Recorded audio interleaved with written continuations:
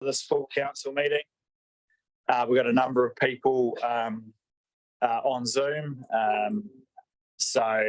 Usual story, just in terms of managing the split between those in person and those on Zoom.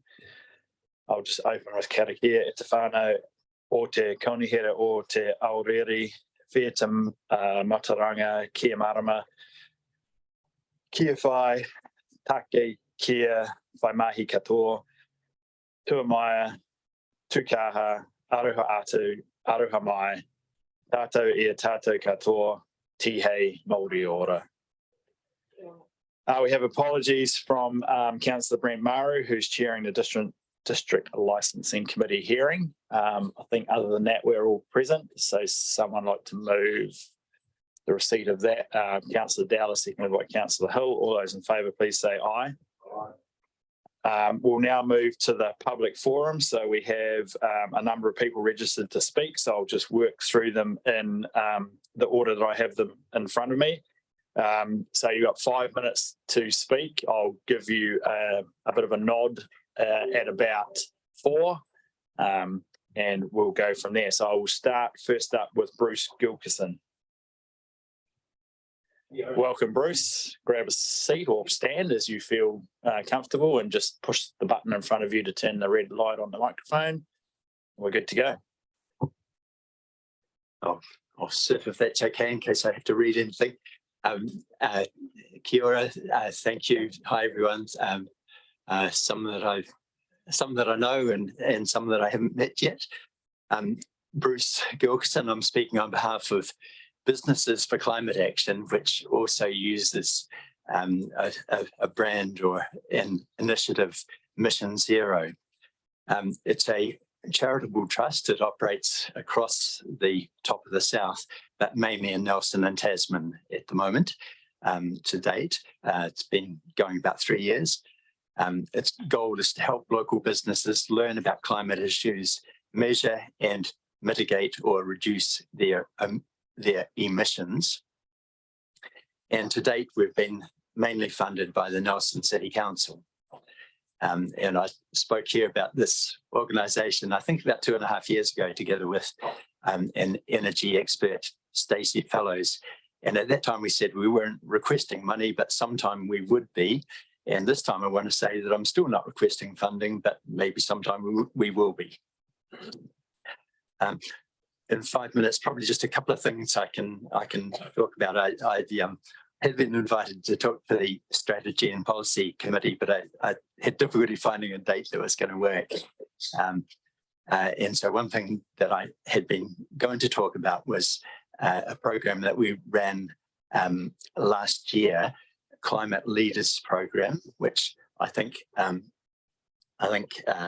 some people from here, including the mayor, were at their final event of the year. And that one involved 9 businesses coming together, each with a carbon reduction project. And they met monthly during the year with guest speakers and mentors, discussed their plans, challenges and progress. And there were some big successes and a lot of media attention following that. I could mention some of those, but I might just skip. That was something that's completed. I might just skip to something we've got coming up, and then if I've got time, I'll be watching for Tim to nod. But I can go back to some of the successes from that program. The one that we've got coming up is an emissions reduction program using the name Countdown to Zero. This is something that's starting on the 11th of August. The goal in that one is to start with about 30 local businesses, and perhaps so that's for the first session. We'll possibly narrow it down to about 15 at the first session, with some expertise and a lot of collaboration, hopefully, and that group will probably meet 4 times over the next 6 months, looking at measuring, planning and reducing emissions, and that is a free event, or a free series of events. The facilitator for that is an impressive young woman, quite new to the district, Marta Carlick-Neal. She's currently with Tonkin Taylor. She's previously advised other organisations on emission reduction, including, just to name a few, Air New Zealand, Z Energy, and the Auckland, Wellington and Christchurch City Councils. So she has volunteered to run this program, and I think we're very lucky to have her. I think this will be, it'll be helpful, it'll be collaborative, and it might even be fun. And we are looking to get as many businesses as possible, at least aware of it, and hopefully involved. There are some real opportunities in the climate issues we're facing, and there are risks. So already, we're finding some larger companies and government departments are perhaps not dealing with companies that don't make progress on their climate issues because it affects their own footprint.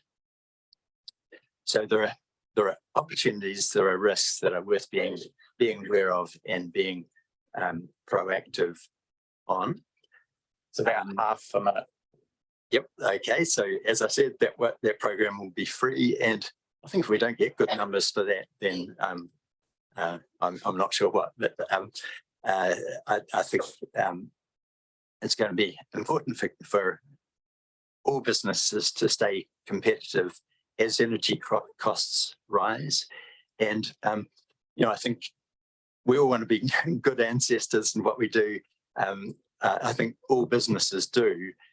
Often they just don't know exactly how to go about that, and we are planning to help. I might find ways of publicising that, maybe leaving something with the council, and I'm hoping that people will help spread that word around. Thank you. Okay, thank you very much, Bruce. And yeah, feel free to shoot through any information through either Barbara or Anna, and I'm sure they'll circulate it to the to councillors. Thank you very much. Thank you. Next up, we've got Peter Verstappen from the Waimea South Community Facility Project.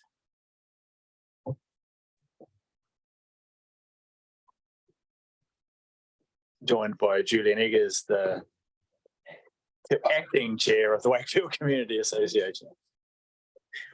Ata Marie, Mayor Tim, councillors, thank you for the opportunity to talk to you this morning.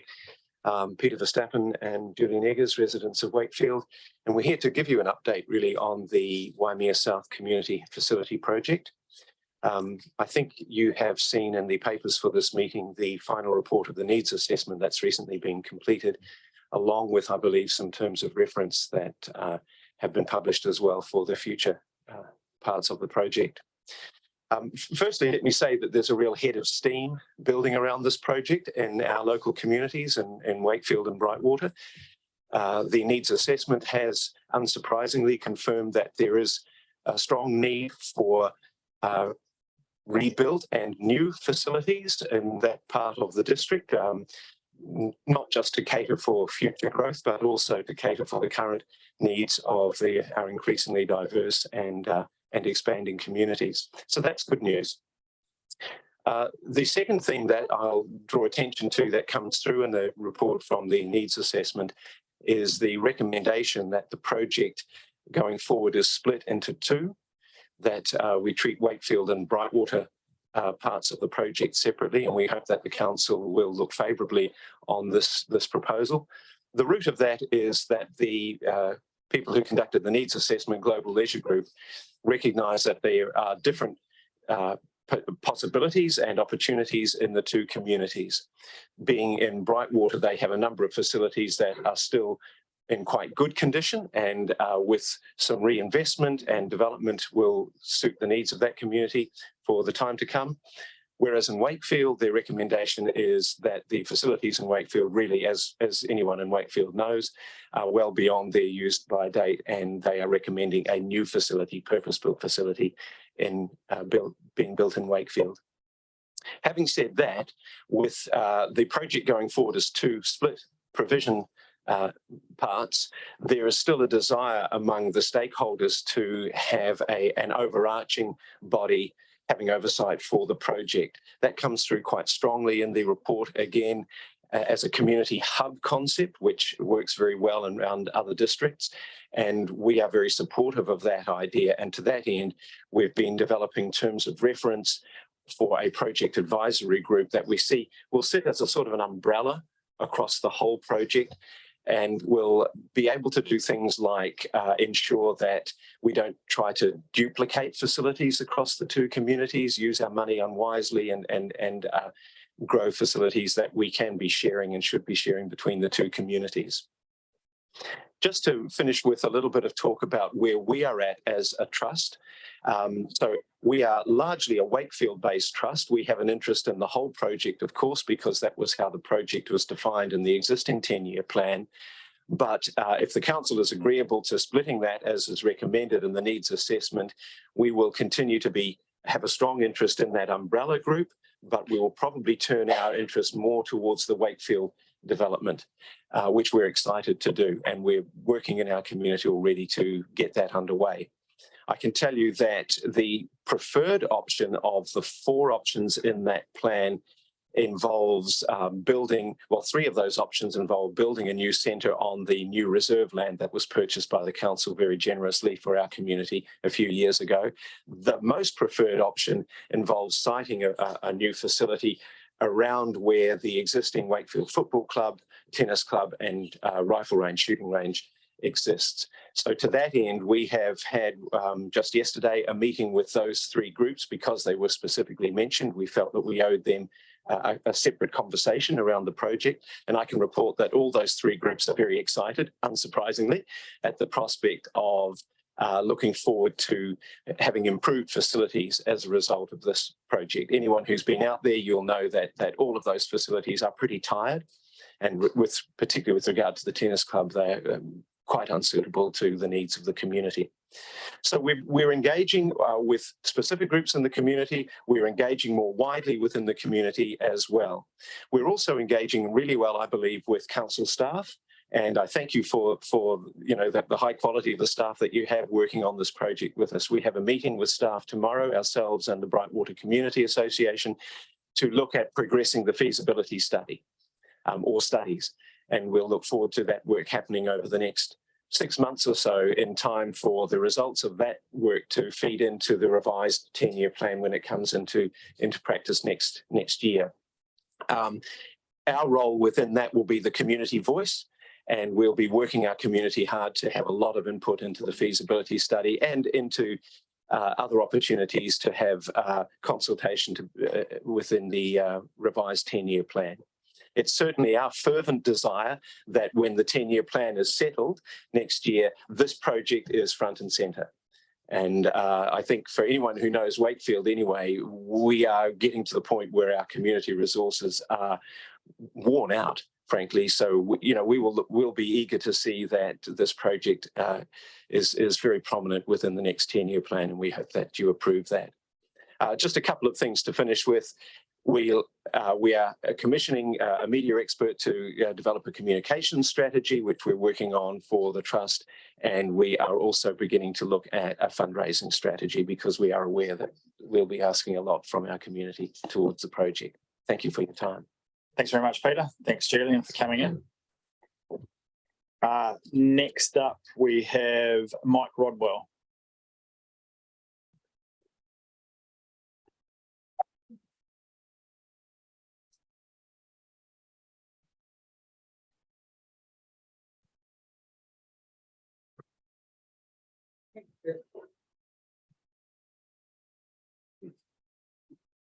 I'd like to introduce Julie Ivory, who said she'd good morning, everyone. I'd like to introduce Julie Ivory, who said she'd like to be present at this presentation. First and foremost, I personally really appreciate local government and the time that you spend here. It's very important. And I can tell you as a ratepayer, the staff at the front office are always very pleasant. they talk to you by your first name if they get, as soon as they get to find it. And it's like talking to a family member. They're really, concerned. And it's quite a hard job because, of course, most people come here, got issues, grumpy and frustrated. But look, I think TDC's got a good working relationship, and I'm happy, this needs to be said. Look, I'm here today with a concern about young people in these vape shops that are starting up. We just had a new one start up in Queen Street. Sadly, local government doesn't have much say. It's all federal government in this. But as a concerned grandparent, I feel it's important that our concerns are made clear. One of the things that really spurred me to do some research was in the Christchurch Press on the front page, and I'll give, circulate this. It says vapes can lead to smoking. So I did some research and I've done some notes, and I'll read them. I'll read to you the notes I've done. Apart from being a concerned grandfather for all the young people that live in the district, my immediate family, 4 members, mother, father, and brother, I've outlived them by 60 years already. That's quite remarkable. They all smoked. Sadly, my brother had throat cancer. He was smoking on the day he died. It's bizarre, but that's what it is. It's very addictive. And this is what I'm concerned about, it's the addiction. So I've done some notes. If I'll just read it, they're very short. I'd like to read them out and leave them with you all. By the way, you saw the difficulty with Julie getting to this table. Julie, tell them how many cigarettes you smoked. 60 a day. That's probably one every 12 minutes, and sadly, Julie had a stroke. This was, the after effects. If you don't get throat cancer and die, you can wind up with a stroke. It's a serious stuff. Anyway, I'll read you my notes. Appreciate your time. A 2021 World Health Report clearly stated that children that use vapes double their chances of taking up cigarette smoking. I don't know why I need to read anymore. We all know the adverse impact cigarette smoking has on our health. We don't want to see a new generation of our young going down that addictive path. Some say vaping might not be as harmful as cigarette smoking. Well, I can tell you vapes contain humectants such as propylene glycol, vegetable glycerine, that heap up to make the vapor. As they break down, these generate other harmful components, including highly toxic formaldehyde. I just can't, it's frightening. No one knows how vaping will affect respiratory health long term. What we do know is that nicotine is exceedingly addictive, and they're in these vapes, of course. And there's science that suggests that it can lead to the conflicting development of adolescent brain development. The argument for keeping nicotine levels as they are and making vape products accessible is that they help cigarette smokers quit their addiction. If smoking is our main objective, we could have followed Australia's lead since October 2021. Well, vape products, you had to have them by prescription. You just couldn't get them in the shop. Currently, there are no plans to reduce nicotine levels or limit the number of vape shops here in New Zealand. I'll leave these 2 papers, for the administration. Look, there's nothing you can do directly, but I need to speak out on, the concern. We're very worried in the community. And I noted in the liquor license in Mapua, people could come and, express their views if they felt it was harmful. I feel this is worse. But anyway, look, thank you for hearing us. And I just hope, I hope that TDC can actually lead the way if there's ever any opportunity to get a better outcome for our children. Thank you. Thanks, Mike. Really appreciate both of you coming in and providing us with your thoughts in relation to this. So appreciate both of your time. Next up, we've got Ralph Bradley. Thank you.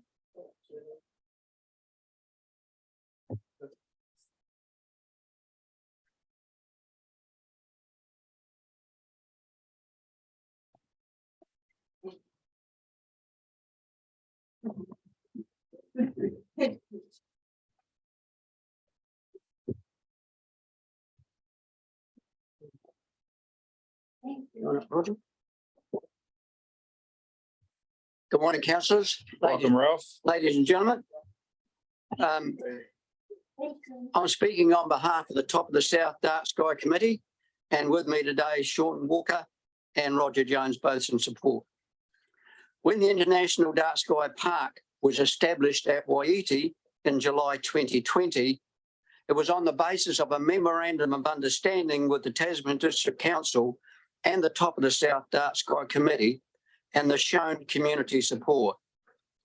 The MOU was signed by Council in June 2019 and would fully come into force on the ratification of the park, and that happened on the 3rd of July 2020.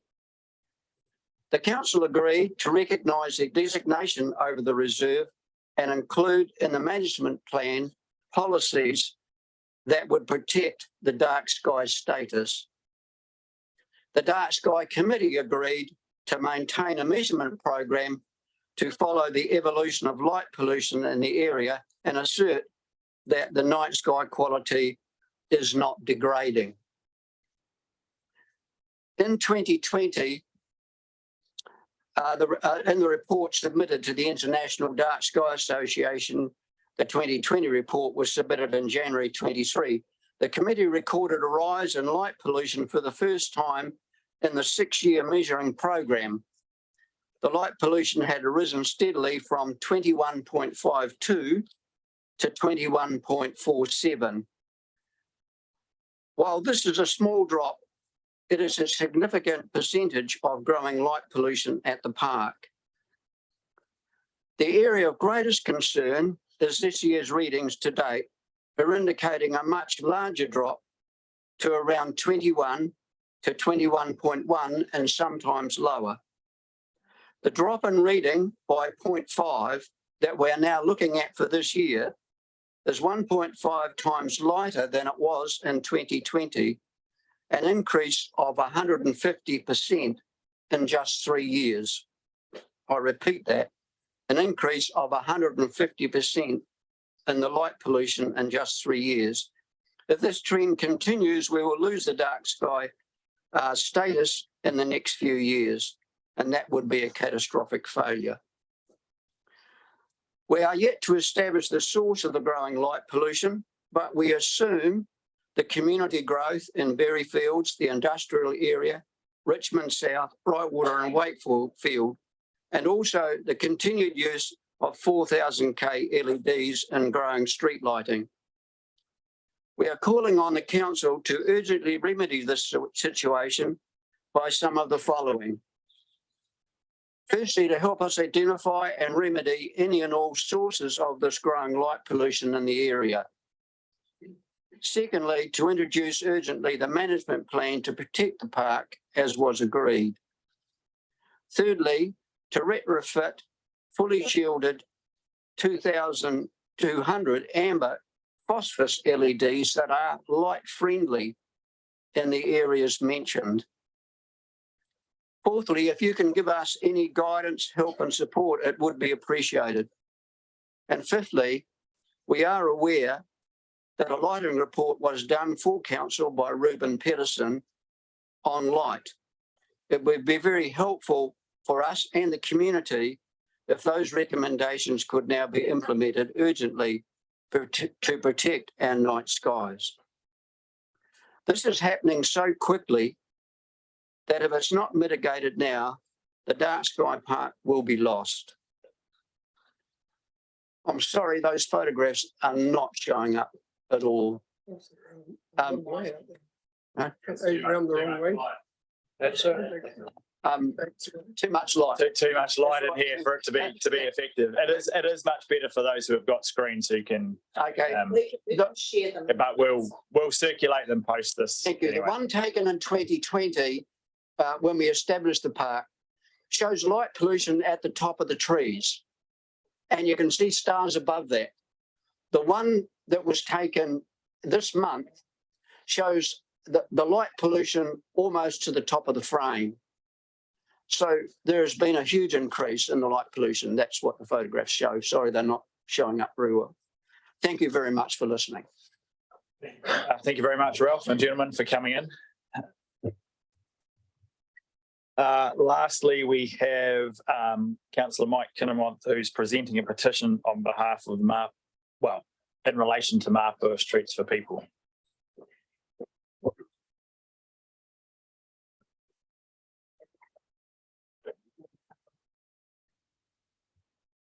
Morning, councillors and staff. Thank you for giving me your time today. I'm here to present a petition. The statement in the position on the petition is 3. Marpur Volunteer Fire Brigade. Marpur has a high dependence on our local fire service and emergency first responders.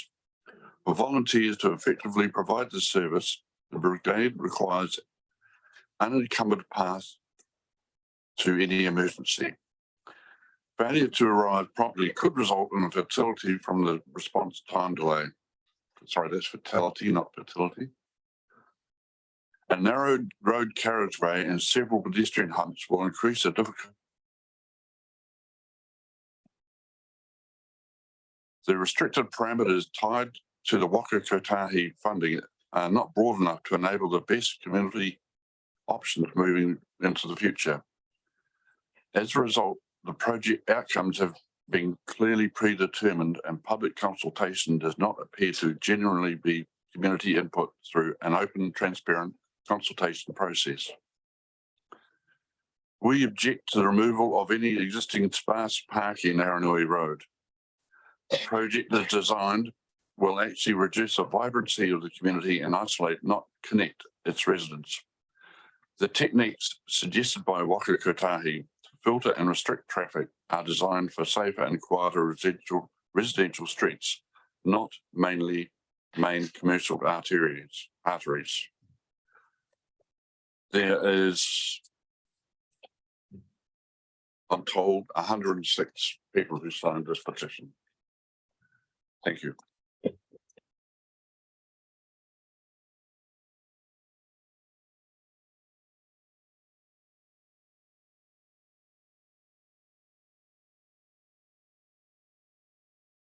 Right, that draws us to the conclusion of the public forum. Next up, we've got declarations of interest.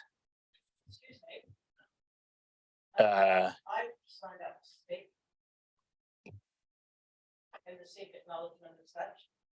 Sorry. Your name? Joanna Hopkinson. That was the last council meeting, Joanna, that you didn't attend. Well, I signed up to this one. given that you're here and you've come from Murchison, well, grab a seat / microphone and same rules, 5 minutes. I'll give you a nod at 4.5.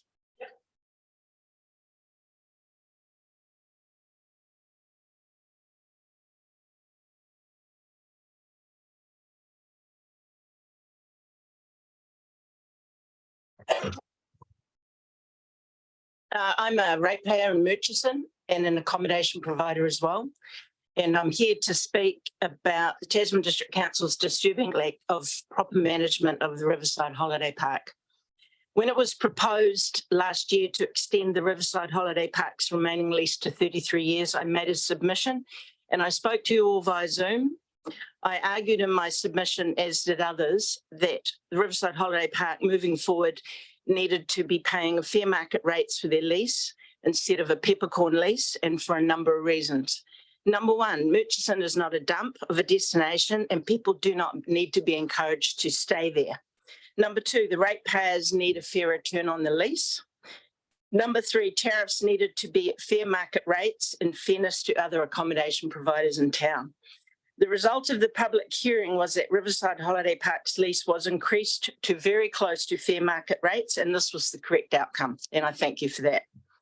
The leasee at the time informed me that moving forward, as the lease payments would be increasing, he believed the new leasee would be naturally raising his prices as well. Since then, it's become apparent that there have been some violations of this new lease. I spoke to you via Zoom February 28th, 2022, but unbeknownst to me, as far as I know, the public and maybe even the council don't even know that a second business was registered at that Riverside Holiday Park address on February 22nd, 8 days previously to the hearings. The lease was ratified by this council on the 7th of April 2022.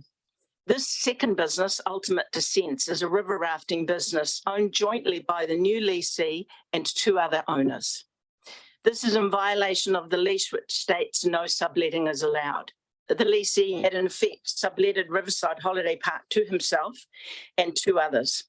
When I wrote to the Tasman District Council pointing out that this was a violation of the newly ratified lease, they stated they had given the leasee permission to operate this second business for a nominal fee, and we're in the process of completing the paperwork. No paperwork a year later, shocking in itself. Is it possible that there was no agreement and one has quickly been put in place? And why have a lease if it is to be changed so readily and without more public consultation? In addition, a new building has been built for the second business, also in violation of the lease, which states that no building can be erected on the park without Tasman District Council permission, or at least permission anyone has seen. In reply to my letter, a Stephen Batt from the council stated they had given the leasee permission to build this building, but once again cannot provide documentation. This situation may seem innocuous, and here's why it is not. Myself and others had noticed that Riverside Holiday Park had not increased their tariffs as expected since the new term was put in place. Then the new leasee was speaking around town, and I grant this is hearsay, that he did not mind making little money out of Riverside Holiday Park because he was making good money from Ultimate Descents. This brings up many questions. How can the ratepayers be sure that all the income for Riverside Holiday Park is actually going through the Riverside Holiday Park till and not the other business? Where do the other owners and employees for Ultimate Descents live when working? Riverside Holiday Park cabins? One of the non-leasee owners of Ultimate Descents gives his actual address as Riverside Holiday Park. What rent does he pay and how? For free, or is Riverside Holiday Park reimbursed? The only answer to all these questions is you will never know. This situation is muddy at best and provides both businesses an unfair and uncompetitive advantage. This advantage, or shall I call it, at best, a mistake, at worst, a grift, has a direct effect on other similar businesses in Murchison. Similar businesses cannot raise their tariffs to be seen as extraordinarily higher than Riverside Holiday Parks. So their tariffs have to stay static to stay competitive, and the town becomes cheapened. The lease is drafted to prevent such abuses, and by not enforcing the lease, this leaves the door wide open. Now, let me discuss Riverside Holiday Park's tariffs. So just to be half a minute-ish. Yeah. They are 40% lower than most other holiday parks in the northern part of the South Island. So this is the question the council needs to ask themselves. If Collingwood Park, which you own and manage, was to lower its tariffs by 40%, would the business be viable? The only question you can ask is that you can come to the conclusion as it would not be. I know that Tasman District Council does not have any control over Riverside Holiday Park charges, but running a second business enables them to keep their prices low. I bring you back to my initial submission. Murchison is not a dump of a destination, and people do not need to be encouraged to stay there. Oh, and the other issue is that you had taken your holiday parks to a leasing situation because you wanted more commitment to build businesses by the owners. And by allowing the second business to operate there, you've done exactly the opposite. The commitment is to the second business, not the first one. Okay, thank you. Thank you for coming in and providing us with that information. Right, now we will get back to the agenda. So we've got minutes from the 22nd of June. I've done declarations of interest. There weren't any. I'll get to that. It's over the page. Sorry. Yes, I have to declare an interest in the process regarding the Motueka swimming pool possibly being a trustee of Good Sports Motueka, but I am not a member of the Good Sports Motueka swimming pool committee. Okay, thank you. Declaration noted. And I'll just declare that I attend the Wakefield Charitable Trust meetings on behalf of the council as a council attendee. Okay, thank you. Right, minutes, 22nd of June. Someone prepared to move the receipt thereof. Councillor Mailing, seconded. Councillor Kinnamonth. All those in favour? Against? Carried. The confidential minutes of the 22nd of June. Councillor Dowler, seconded. Councillor Mackenzie. All those in favour, please say aye. Against? Carried. And the minutes, the Tasman District Council, the 29th of June. Moved Councillor Dowler, seconded. Councillor Kinnamonth. All those in favour, please say aye. Against? Carried. The next item is the receipt of a late paper in relation to Port Taurakoe. Moved Councillor Hill, seconded Councillor Dowler. All those in favour, please say aye. Against? Carried.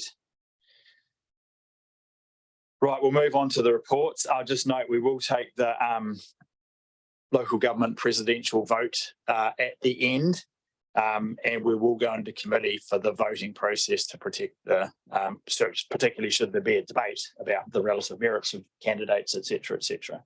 So we'll cross that bridge when we get to it. First up, then we have the referral report amendment to the Regional Pest Management Joint Committee Terms of Reference. And Gwynnie, over to you. Good morning. You've got me instead.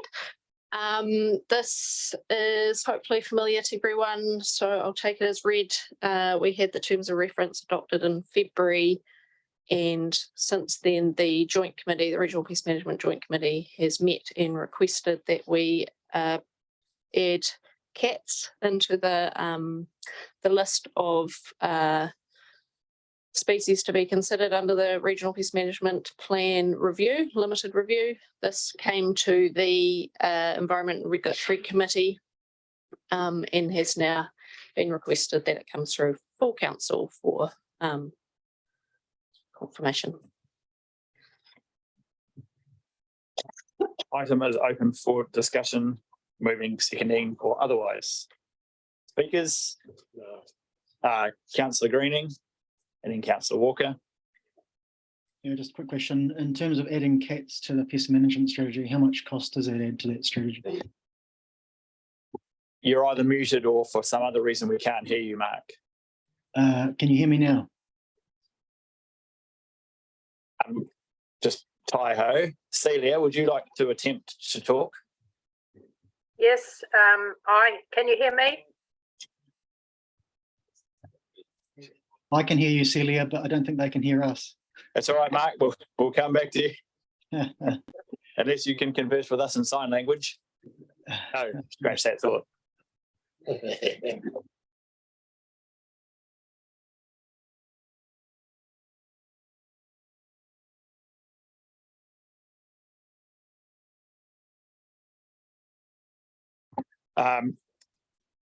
Well, I'm not going to, well, because Mark may be wishing to move the resolution or something. So I have to kind of wait to find out what it is he wants to do or not. Yes, we can. There we go. You can have a 5-minute break. while we sort out the technology. Again, I note somewhat tersely.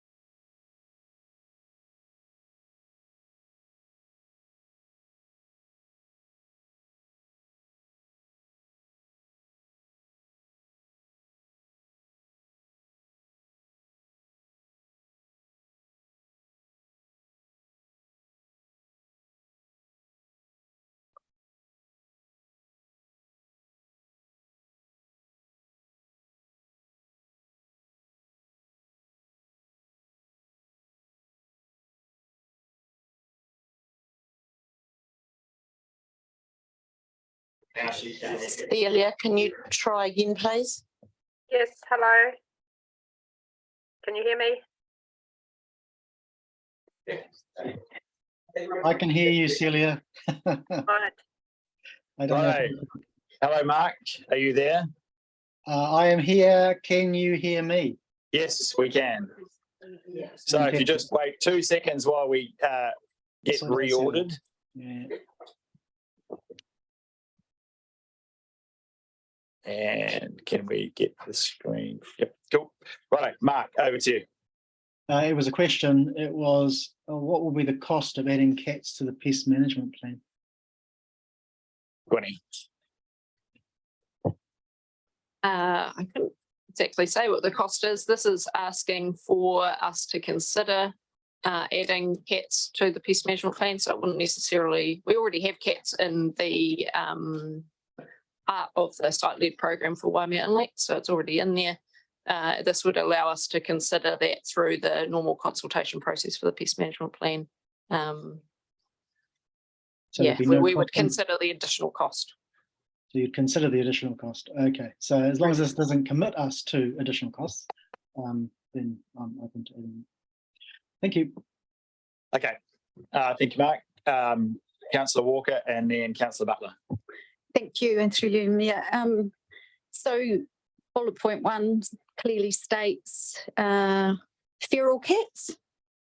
But I note when you go down the report, we suddenly start calling them pest cats. And I'm just trying to work out the difference and why the language has suddenly changed from the opening comment, because I see feral cats and pest cats as quite different things. So my cat may go walkabout at night time and becomes a pest. Does that make him a feral cat? And can I have the wording clarified? Because if we're going to open with 1 terminology, surely we should follow that through the whole report. And like Mark, I am concerned about we add this to something, but there's no funding attached. So our staff has spent hours working on this. So there is a cost. And what do we do moving forward? Because clearly this is the opening for bigger, more things that aren't currently being spoken about. Thank you. So first question is the use of different terms. So which is a question I was going to ask anyway. So what's the answer to that? So you're correct. There is a mix of terms. What we would probably run with, and the reason is that the Joint Committee put that official Pest Cat request through the Joint Committee, and so that's what came through that report. As staff, we would refer to cats in the Regional Pest Management Plan as feral and stray cats are the ones we would want to consider. Okay, bearing in mind this report and this recommendation is only to include in the consideration of the pest management strategy, that inclusion, and it also refers to the fact that we will have a subsequent report to council over the cat management bylaw. So this report refers to including them for consideration. Well, I think the wording is already included in the resolution we're being asked, so we're kind of trapped into that. But I think Winnie's point is feral pest, there'll be a consideration through the pest management strategy. The bylaw, however, is a cat bylaw, and it actually doesn't differentiate necessarily. So two different things, two different conversations, neither of which are actually the details of which are going to be affected one way or the other by this resolution.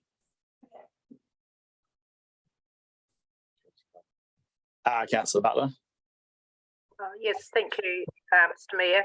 Yeah, I'm happy to move this resolution, and the focus of the Regional Pest Management Committee is on feral cats, and I think it's important to keep it separate from the impending possibility of a bylaw. So I think that it's important to keep the distinction that feral cats are out in the wild. They don't actually connect with human life particularly. I understand that there is the word pest cats in there, but the focus of the joint committee is on feral cats. So I'm wanting to move that because we need to be able to move forward on this significant problem in our biodiversity, threats to our biodiversity. Okay, thank you. So it's been moved, Councillor Butler. We've got Councillor McKenzie. I'm very happy to second the resolution. Thank you. Okay, thank you. Is there any further? Councillor Greening. I just wonder, given those statements from Celia, who's probably closer to this than most of us, whether we should include in that resolution a clarification after pest cats, bracketed with meaning feral cats. So if you read the actual resolution, agrees subject to agreement to amend the terms of reference, blah, blah, blah, to include the consideration of feral cats. Yeah, and then it goes on. A limited review, blah, blah, blah. Yeah. And identification of additional site-led controls for feral/pest cats. Well, I think it needs to be clarified that it's not one or the other, which is what a dash would indicate. It's feral cats. And therefore, I wonder whether it should be. I have no problem changing the wording. Celia, are you happy with the removal of the word pest? Yeah. If it's going to make it more straightforward, then I think I agree to that removal. Yeah. I think it does make it more. It provides more clarity. Okay, so with that slight amendment to the wording of the resolution, I'll put the resolution. Yeah, I'm pretty sure the second is happy. I'll put the resolution. All those in favour, please say aye. Aye. Against? Carried. Thank you. Thanks, Gwynnie. Next up, we've got local purpose road reserve as legal road. Rob.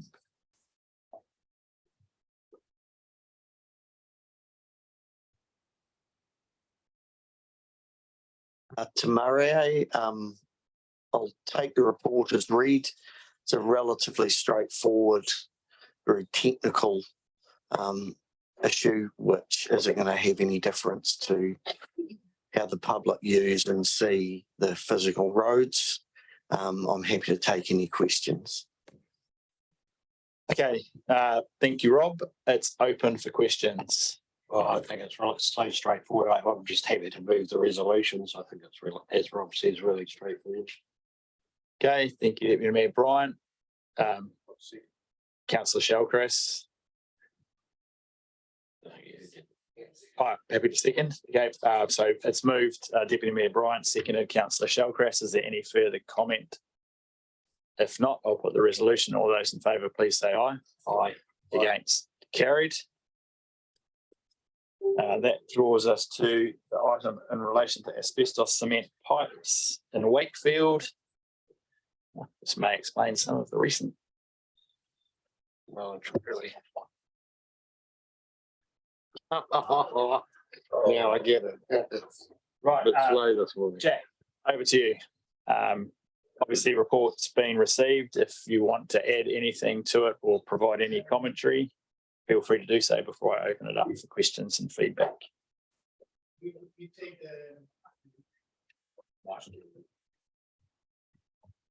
Thank you. We take the report as read. It's about the asbestos cement pipes in Wakefield. They are not in a good condition, and we're proposing to bring some money forward from 24-25 budget to 23-24. Yeah, we're happy to take any questions. Okay, thank you. It's open for questions, comment, feedback, moving and or seconding. Councillor Cunningham.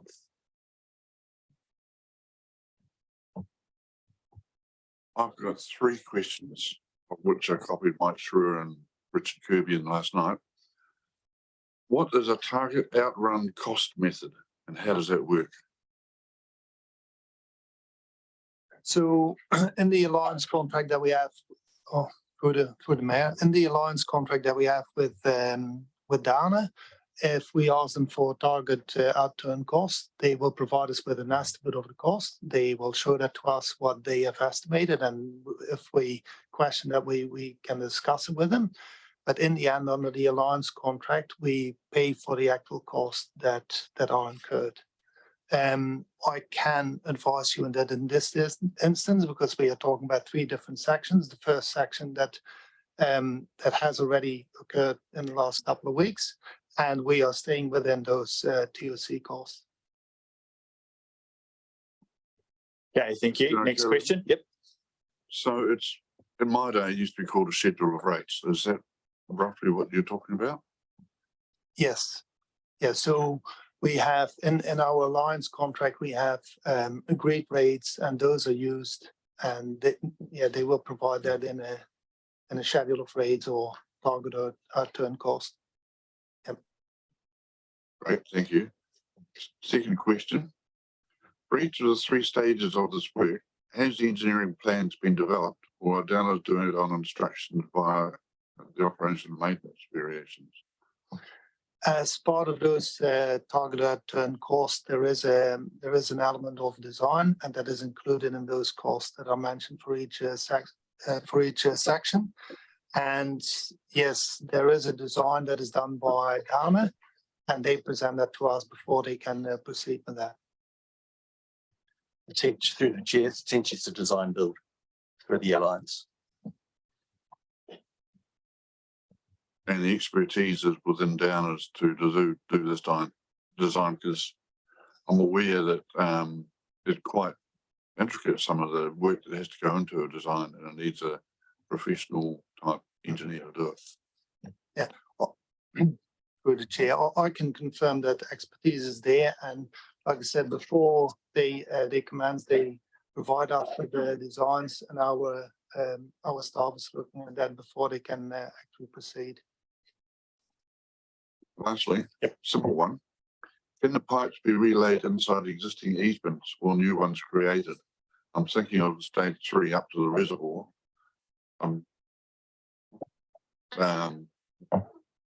Yeah, through the mayor.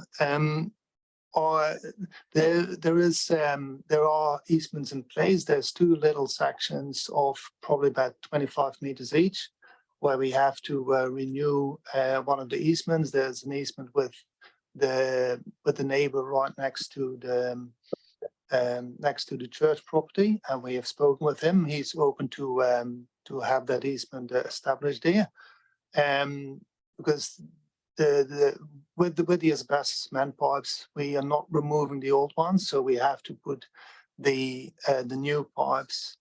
There has to be a separation of 1 meter in between the pipes. So that's why we are going outside of that current easement there, and we are encroaching a little bit on the neighbor's property. But he was open to that. He understands that it needs to be done.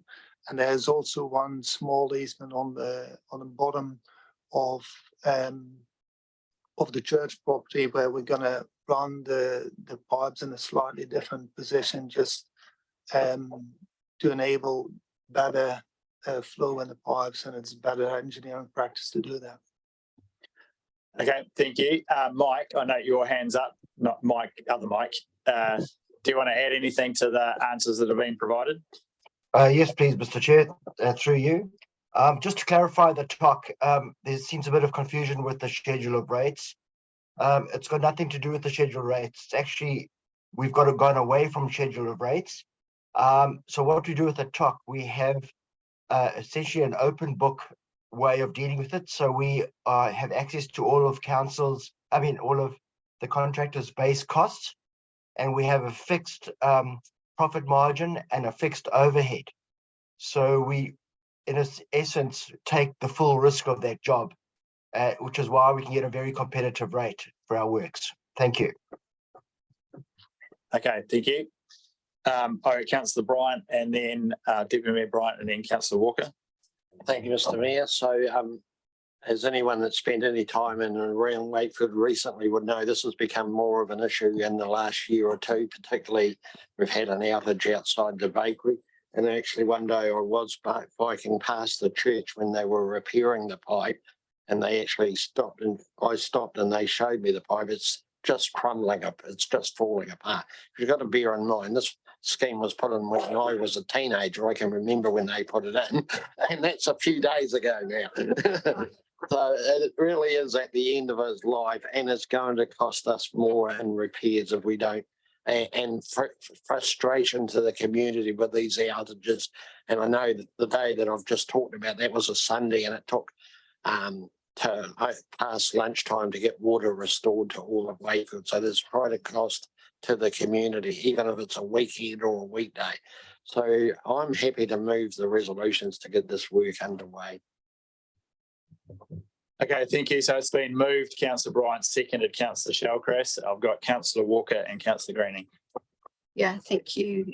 Through you, Mayor. I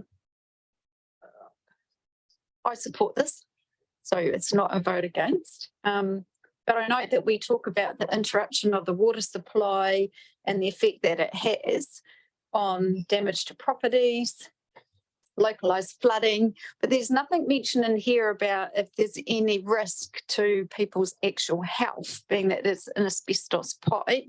Can I be reassured that there is no risk to individuals through this process? Thank you. Perhaps I could answer that one through you, Mr. Chair. The word asbestos cement kind of invokes some sort of fear. Asbestos is only consumed when it's an airborne. When it's in a wet pipe in an environment like this, it's bound into the pipe, it doesn't become airborne. When the contractors work with asbestos cement, when they're cutting it, everything's wet and dampened so that there's no chance of asbestos airborne. So, and as far as it's flowing off into the water, very rare that it occurs, and if it does, it just goes through a digestive system. Asbestos into the lungs is what the asbestosis problem is. So when it's airborne, that's where the problem is. Thank you. Councillor Greening. Thank you. Also, thank you for that explanation for the benefit of the public, because I imagine we may want to be explaining that quite clearly in some of our public media. I just come to the timing. So I think everyone's supportive of the replacement, and this is a classic example of reprioritisation of work that needs to occur.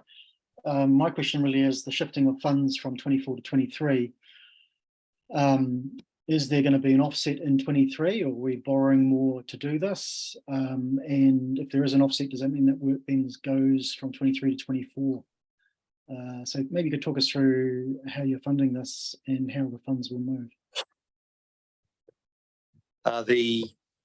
The funds being brought forward is the funds that we put into the Waimea Water Strategy, which is essentially linking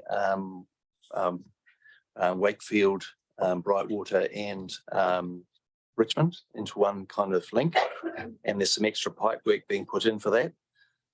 So that was in the order from my recollection, and Mike Schrewer might be able to confirm, but I understand the water strategy had between 25 and $30 million over the next 5 to 6 years for development. And so our view is to utilise some of that funding, and obviously when we come to actually do the Waimea Water Strategy, having slightly less by the factor of $500,000 might create a problem for us, but that's a problem that we'll face up to at the time. And can I just say here, probably with the water services entity around the corner, that that problem might be with someone else. Yeah, so I didn't quite. I understand we've got budgeted funding for it, but we've raised funds for 2023. We're increasing our spending.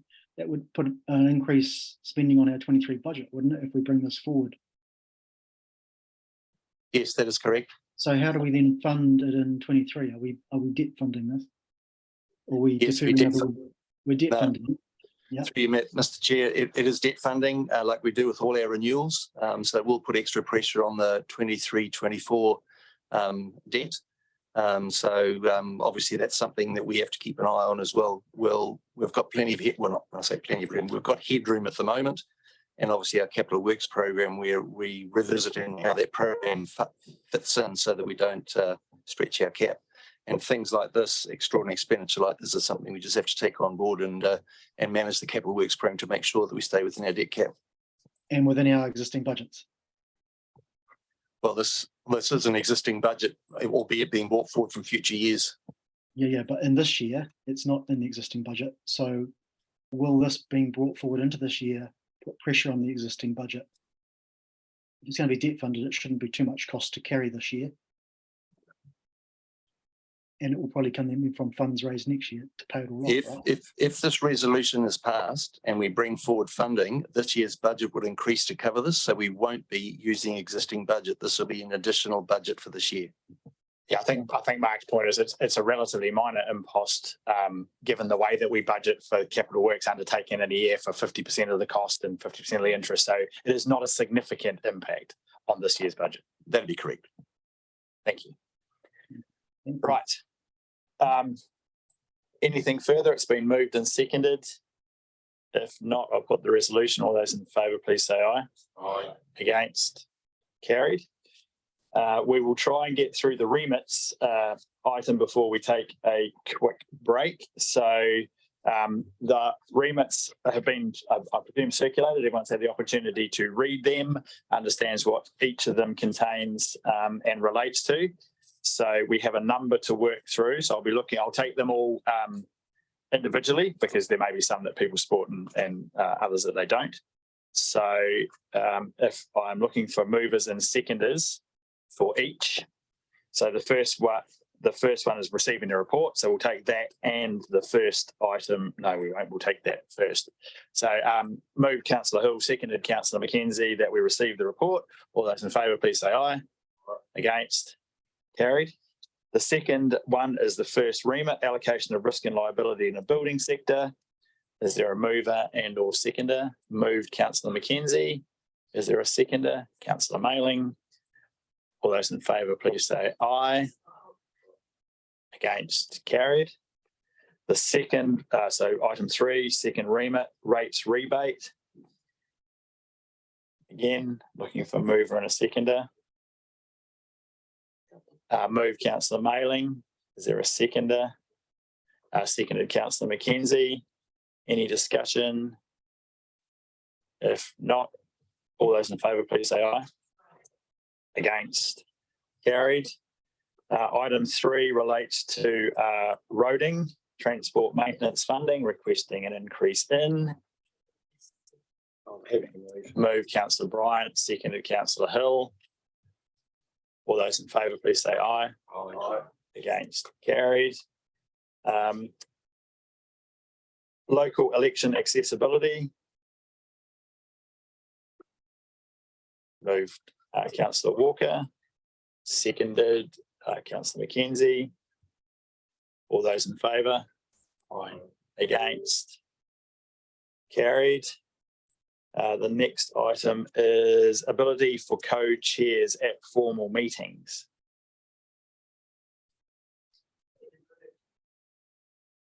Moved Councillor Hill. Is there a seconder?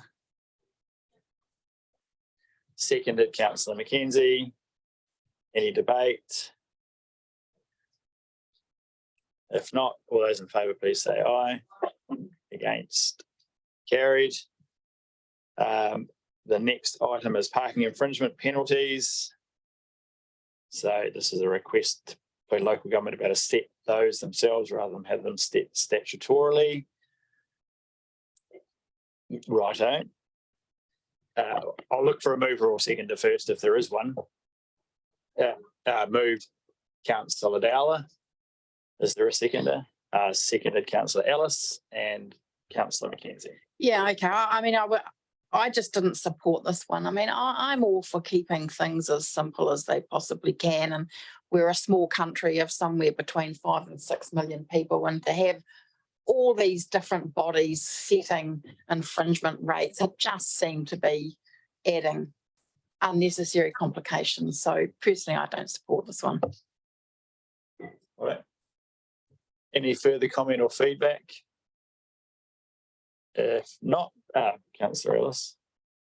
I'd just like to point out that we would most likely in this case have an opportunity to ensure that ours were similar to other areas if we so choose when it came to the council table. Okay, I'll put the resolution. All those in favour, please say aye. Against? No.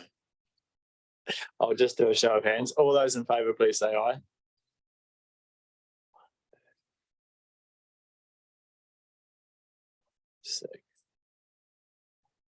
Celia and Mark. Against. Mark. I'm not fussed either way. I doubt it'll get through. Oh, just you is that abstaining or yes or no? Doesn't really matter. Well, because it might be a tie. Yeah, it is actually might be quite close. Really? Yes. Yeah. I can't. I mean, I think there's I'm either way. On this one. I'm happy to support wherever the majority want to go on this one. But so you're abstaining. All good. Righto. Yeah. So show of hands in favour. 1, 2, 3, 4, 5, 6. Against. 1, 2, 3, 4, 5, 6. So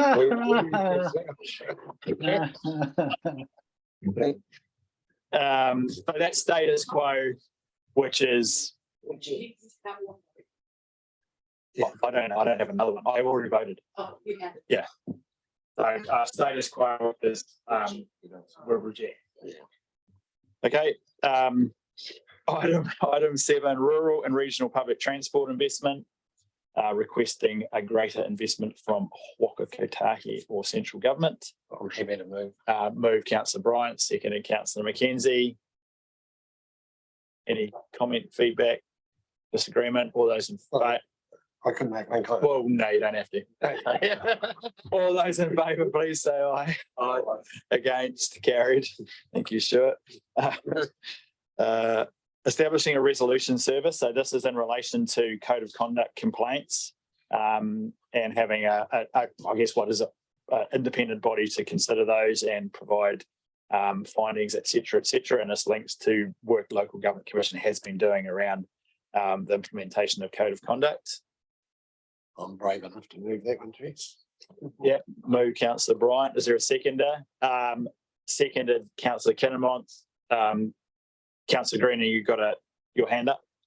Yeah, just a question on how that will work, given that not all councils adopt word for word local government New Zealand's documents, and even they've acknowledged that the last round was poorly drafted. So fully support LGNZ forking money out, but is this going to put our fees up with them because they're going to be making this probably a quite extensive and expensive process? I can assure you it's already quite an extensive and expensive process. I guess it's contained in the wording of the proposed resolution and the explanation that sits under it. I presume people have had the opportunity to look at it. I suspect it isn't going to be potentially more expensive than the current model of using independent advisors, lawyers, etc. It just provides a greater degree of independence.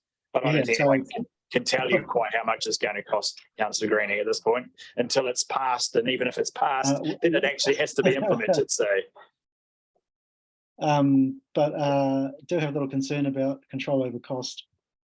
But yeah, I'm sorry. Yeah. Okay. Point noted. Councillor Hill. I'm interested in just hearing from those who deal with these complaint processes within our system, just about any sort of reflections or ideas around why this would be a good thing, or not in terms of their opinion, of course, but in terms of, I guess, the advantages, disadvantages. I'm not going to imagine a couple of them, but you know, just to, I mean, we have complaints and we deal with them, and I mean, what I've taken from reading this resolution is this would be a choice. You wouldn't have to use the resolution service. It's not something I reading from it. You'd be required to utilise this process. I guess it would be another tool in the box of if you receive code of conduct complaints about whomever, from whomever, there may be situations where you're happy to consider them under the process that we currently have outlined through our policy. And if you wanted to avail yourself of an independent process, should it ever be created, bearing in mind this is not creating this is just supporting a remit to LGNZ. So a long process of other things that may or may not happen after that. But my personal view is that would be useful to have an independent service that you could access whose job it is to do this. Any other views? If not, it's been moved and seconded. I'll put the resolution. All those in favour, please say aye. Aye. Against, carried. Earthquake-prone buildings. So again, this relates to, I think the time frames, is it? Yeah, I think it is around the time frames. So someone prepared to move the resolution? Yeah, so timeframes in relation to earthquake-prone buildings. Okay, so it's moved, Councillor Dowler. Is there a seconder?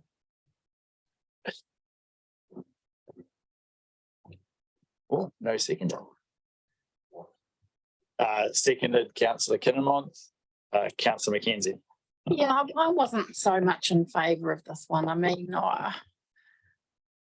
it's, you know, safety and protection of people, and these rules have been established for a particular reason.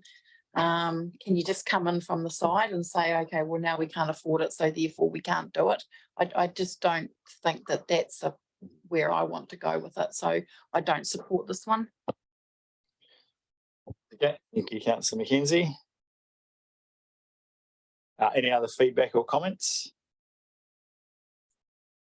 If not, I'll put the resolution. All those in favour, please say aye. Against? I'm tempted to declare that one lost, but I will do a show of hands. Those in favour, please say aye.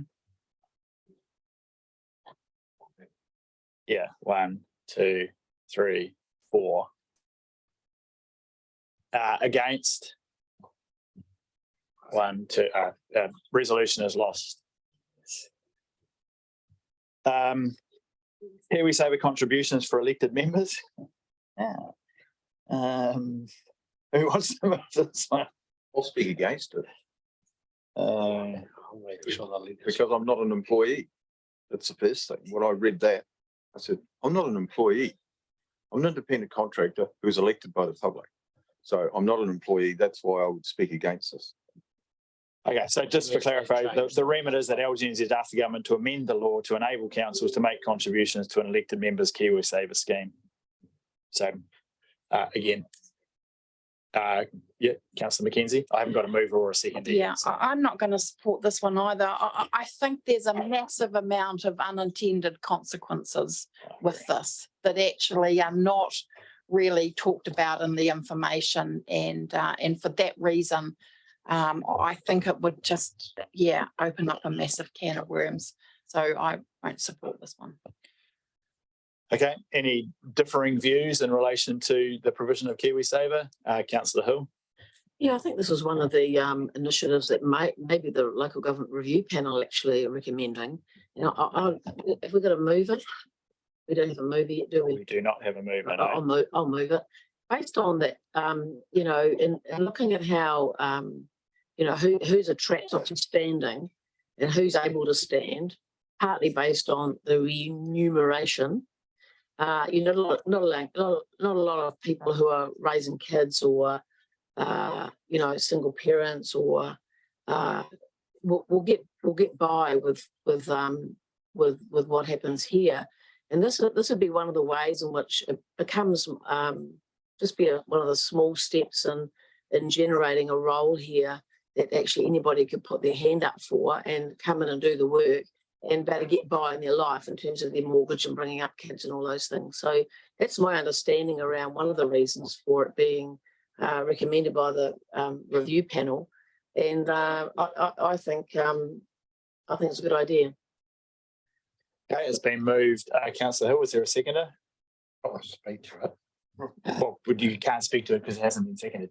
Oh. So seconded, Councillor Shellcrest. I do know, and as one of the things, I mean, members of parliament are eligible for contributions. So, you know, there does seem to be that degree of inequity. If you're representing at a national level, you are eligible for a KiwiSaver contribution, despite the fact they also have a pension plan and significantly larger income and a whole lot of other financial support for their activities. So there does seem to be a bit of a odd difference in that particular regard. Councillor Ross. Actually can't be the point of what you've just said, other than what that's going to require is a change in legislation, and I guess it's going to be quite a process, and if you don't start sometime, because yeah, I understand what Councillor Mackenzie's saying about the implications, or maybe, because then do we become employees, or whether they've set up a separate category for, I wonder how they do it. Let's not worry too much about how they do it, Stuart. Deputy Mayor Bright, let's just, you know, decide whether we want to support the idea or not. I'm happy to support it. Right, thank you. Councillor Ellis. I accept your thank you through the chair. I accept the point that we're not employees, and I understand that, but I also would like to support Councillor Hill in the fact that if we want to see representation from mixed groups within the community, as somebody who has chosen to not be in the workforce, and I, like many other people, are disadvantaged in the long term by not being able to contribute to KiwiSaver. And so for that reason, I'd be supportive of this remit to at least start that conversation. Okay, thank you. Is there any more feedback? I'll come to you, Mark. My view is particularly if you're a younger person putting your hand up, and you might end up spending a significant amount of time in this space, as opposed to other people who might start slightly later in their career. I'm trying to be very delicate about how I put this, but should you put your hand up somewhat naively / stupidly to spend a significant amount of your life in this space, I think it is a barrier. If you're choosing to contribute to commit a lot of time over your working career and into this role, which I think we are trying to encourage, you know, younger people to put their hands up, then it is a significant barrier. if you're not able to get that contribution towards your future retirement. And let's face it, at the end of this, which can happen at any time in any 3-year chunk, you just get cut off and said goodbye and kicked out the door. There is no ongoing nothing. Doesn't matter how long you've been here or what you've done. It's relief and less stress, but nothing else other than you might get a thank you and, you know, a bit of cake if you've been really nice. So on that basis, I also support the remit. Councillor Greening. Yeah, so just a couple of observations, one of which this will add to the cost of our general governance budget. And that's because we can't offset the contributions from council to KiwiSaver from our salaries, because our salaries or our payments are statutorily set. So this will be an increase to costs for council. I can understand probably for those councillors who don't receive a great deal of funding, but for those councillors who are receiving quite a bit of funding, this increases their funding even more, I suppose, by about 4%. On this council, this role is part-time, so we would all be, I assume, have other sources of income which we contribute KiwiSaver from or to. That's the deal that I buy into on this. It's community service. I can afford to do it. Appreciate that if this was a full-time role, then yes, I would probably lean towards the KiwiSaver option. But you are adding substantially to TDC's governance budget by doing and supporting this, especially larger councils, especially those councils who have large payments to councillors. I mean, I think I'm the lowest paid councillor here, and it's part-time role. There are other councils around the country who are on 100,000 plus because it's a full-time role for those councillors. Yep. So, yeah, I take it you're probably not in favour of the resolution. And look, I acknowledge that there absolutely is a cost implication. That's, that's unavoidable. Is. And those who have higher remuneration benefit even more. I presume if this ever gets through the legislative process, which it may or may not, I suspect it will all be wrapped up in the overall determination by the Remuneration Authority of total rem for councillors. And so that is if I could just finish down the way, if indeed if I could just finish. I think also the amount we're talking about is not going to be decisive in someone joining council or not, to be perfectly frank. There are other rationales for that. And certainly we're reminded at the start of the year that no councillor around this table takes this job for the money. So so I don't buy into the argument that youth will be put off or whatever at all. Youth do stand up. We saw it in the last election. So I don't find that argument convincing at all. I think this will add to costs. I don't think you'll get any more younger people from providing KiwiSaver for local government. So, and if anything, local government should have a higher turnover. The fact that you provide KiwiSaver will just entrench people to stay longer. And maybe that's not a good thing. So I don't support this resolution. Thank you. Right, is there any further comment? If not, the mover have a right of reply. I think it's a bit delicate to say this, but like over the last 30 or 40 or 50 or 60 years, I think this environment has been, to some extent, a place for people for a pension top-up or business owners, landowners, like in general sense, And I think it wouldn't be hard to look back and see that. And I think that what this does is it's just a tiny part of a bigger package that's needed to move this into being actually a job that people can, the application process is a bit weird and, fraught, but that you can, in a sense, apply for the job and it'd be a job that you can undertake and you can bring up your kids on it and you don't have to go home and do a whole lot of other jobs to top up the money to pay your mortgage or your rent or whatever you're doing. So yes, some people come along as a community service, but if I look back at the people who've been here over the years, over the decades, I'm not sure how many people were where this was a primary income and they were able to come along here, primary income, and bring up a family or whatever you do. So that's why I'm supporting it, is to make it more viable for people to be able to come here and take this on as a job, really. Okay, thank you. I'll put the resolution. All those in favour, please say aye. Against? Against. So I'll declare the resolution. She changed her mind based on the persuasive arguments put by other members, which is democracy in action. I'll declare the resolution carried. Is that the last one? So Audit New Zealand fees. But who wants to move this one? Audit New Zealand fees. Move, Councillor McKenzie. Seconded, Councillor Ellis. Move, seconded, Councillor Mailing. Audit fees. Any debate? I'll put the resolution. All those in favour, please say aye. Aye. Against? Carried. Right, we'll take a quick break if we're back here by 11:05 because we still have quite a bit to get through.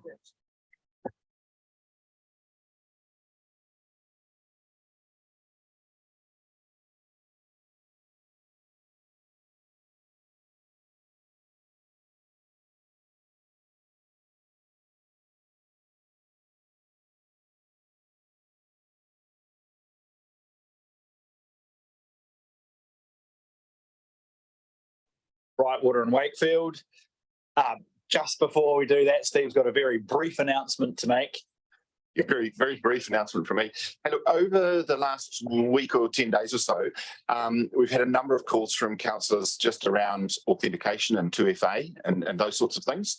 And I appreciate that many of you have got a different, or some of you have got different setup to others. I wanted to take the opportunity to offer you guys, let's call it a clinic before the next council meeting or after the next council meeting, where you can come in and we can make sure that your multi-factor is set up and it's working okay for you. And also we will combine that with some tips and tricks around how to use LG Hub. I know I've had some comments about how easy or otherwise it is to make notes and save those notes. And I've had comments about how the screen sometimes moves around a little bit of its own volition. So if it's of interest to councillors, sorry to drop you in at Robin, but if you let Robin know, then between the IS team and her, we'll arrange a little bit of a drop-in centre where we can sort some of those things out for you. Thank you, Steve. Just on that, great to have a nice table of contents that comes up with all of the options about going into the report. So whoever check that, and that's helpful. Thank you. Righto. Thank you. Right. Grant, Richard, over to you. Thank you, Mr. Mayor. So this report is regarding the Brightwater needs and options study that we've undertaken, completed, and it proposes that that council receives that study, that there is support for the provision of 2 facilities, one in Wakefield and one in Brightwater, in terms of how that study is aligned, and then also separately the approval of the terms of reference for a project advisory group and the appointment of councillors to this group. So I'll hand over to Richard now to just talk a little bit more about that. Okay, thank you, Mr. Mayor. The option study is provided as an attachment to the report. Happy to take any questions on that. As Grant said, there's a project advisory group and with representatives needed for that.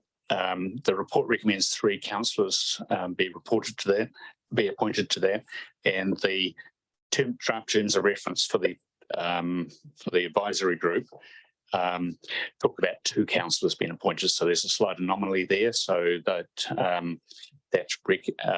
recommendation would need to have an annotation to it to assuming the appointment of 3 councillors. So and that's on the board on the screen. Happy to take any questions on the reports. Okay, thank you. Councillor McKenzie. Thank you very much through the Mayor. I don't have any questions, and actually what I would like to do is I would like to move the recommendations in the report. Look, I think that when I was first appointed to council and I became aware that this was flagged in the council's long-term plan, at the time the advice that I was given actually by the Mayor you might not remember it. Because, you know, I was sort of interested in how you could actually make something like this come to fruition. And the advice that I got was that actually, you know, this needs to be driven by the community, for the community. And I think every time we get an opportunity to hear about this project, I think we can actually see how the community has got behind it. They are mobilising, they're doing the work. And I think getting to this point where we understand that actually it's not a case of doing one thing that actually will meet the needs of both communities. There's the opportunity here to actually really set these two communities up for the future and make sure that they're not competing, that they're actually working closely together. And yeah, I think that everyone is just waiting now for the next step, which is going to be the feasibility study. So it's great to get to this point. Thank the council staff for helping to make that happen, and really hope that this is supportive. Thank you. Okay, thank you. It's been moved, Councillor Mackenzie. Is there a second? A second, Councillor Shellcrass. Is there any further comment, feedback, or questions? Yeah, well, you're the mover. Oh, I'm the mover. Sorry. So yeah, we've got X's. So I think I would like to have councillors Shellcrass and Mackenzie and Deputy Mayor Bryant. So the ward councillors, we've talked about it, and Mike's happy to leave that to the three names that I've mentioned. Councillor Pinnon-Mott's happy, I should have said. Okay, thank you. So add those names to the resolution. Councillor Greening. Yeah, I do want to just go back a little bit and just reflect on how we got here. When I did raise some initial concerns at the very start, that once you start this train, it's very hard to stop it. We were assured by Councillor Mackenzie when she was putting this proposal forward that this was not a train and it would stop and all the rest of it. But what you're creating is an escalating expectation of delivery at a time when this council is supposed to be reducing costs and its ability to spread this type of facility cost across its budgets without tipping rates up even more. And given conversations we've had already, it's looking unlikely that rates are going to be affordable if these kind of projects come through. It's also interesting to note that the costs are already looking like 8 million and we've only put 6 million into our long-term plan further down the track. So I am concerned that we're starting to build a headwind of expectations and not really trying to control that. I'm also concerned that this is also not part of an overarching strategy where we tried to invest all of our infrastructural costs in main centres where we could maximise our infrastructure, and we're starting now to create hubs much further out that that will lead to potential growth in those areas, and then will require infrastructure to follow, which will add significantly to the costs of this council. So I think in a way this should have been signalled to the community. Yeah, we do support facilities, we just can't afford it right now, and we need to manage those expectations. I think we've lost that emphasis. Maybe we didn't want to do that, certainly from some councils. They wanted to get these facilities across.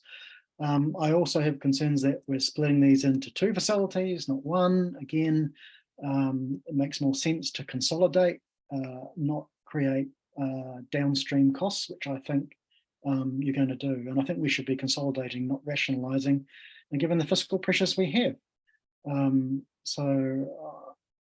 While I'm really supportive of trying to create facilities, we should be creating the financial environment to do this. And I don't think just going ahead and spending away while we're sitting on over $100 million blowout from the dam and rates going up over 8% and 9% and trying to rail those in and not doing anything about cost reduction, we're lining ourselves up to fail here. And I think that's a real concern. So I can't support the resolutions that currently stands in terms of two facilities. I think it needs to be consolidated to one. And so I can't support resolutions. Thank you, Councillor Greening. Are there any further comments, Councillor Kinnermont? Thank you. Through the chair, I probably very much disagree with Mr. Councillor Greening's position there. If we sit on our hands and do nothing, we'll save money.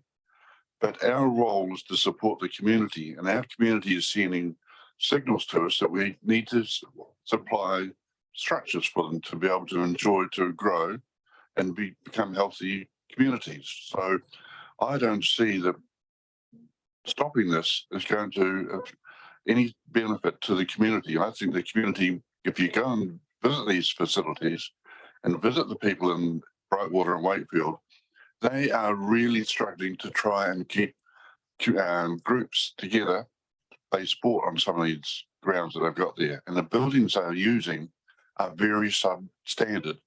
We need to spend money on the community, not just worry about trying to save the bottom line dollar. The community needs our support. Thank you, Councillor Kinnermont. Is there any further speakers? The resolution's been moved and seconded. You may have a right of reply, Councillor Hill. So this is one of our core, we're talking about what's our core business, or what are the key things that we need to do? What are the things that we do that no one else is responsible to do? And this is one area of them. And, in some parts of our district, the communities have got really good facilities. And I think for people who perhaps don't live in a district with a lot of rural area with small settlements, it might be difficult to just really take in just how essential these facilities are for people. It's where people get together. It's part of the glue that helps communities feel like they're something, pardon? Just need a little bit of coaching from Councillor Walker there, thank you.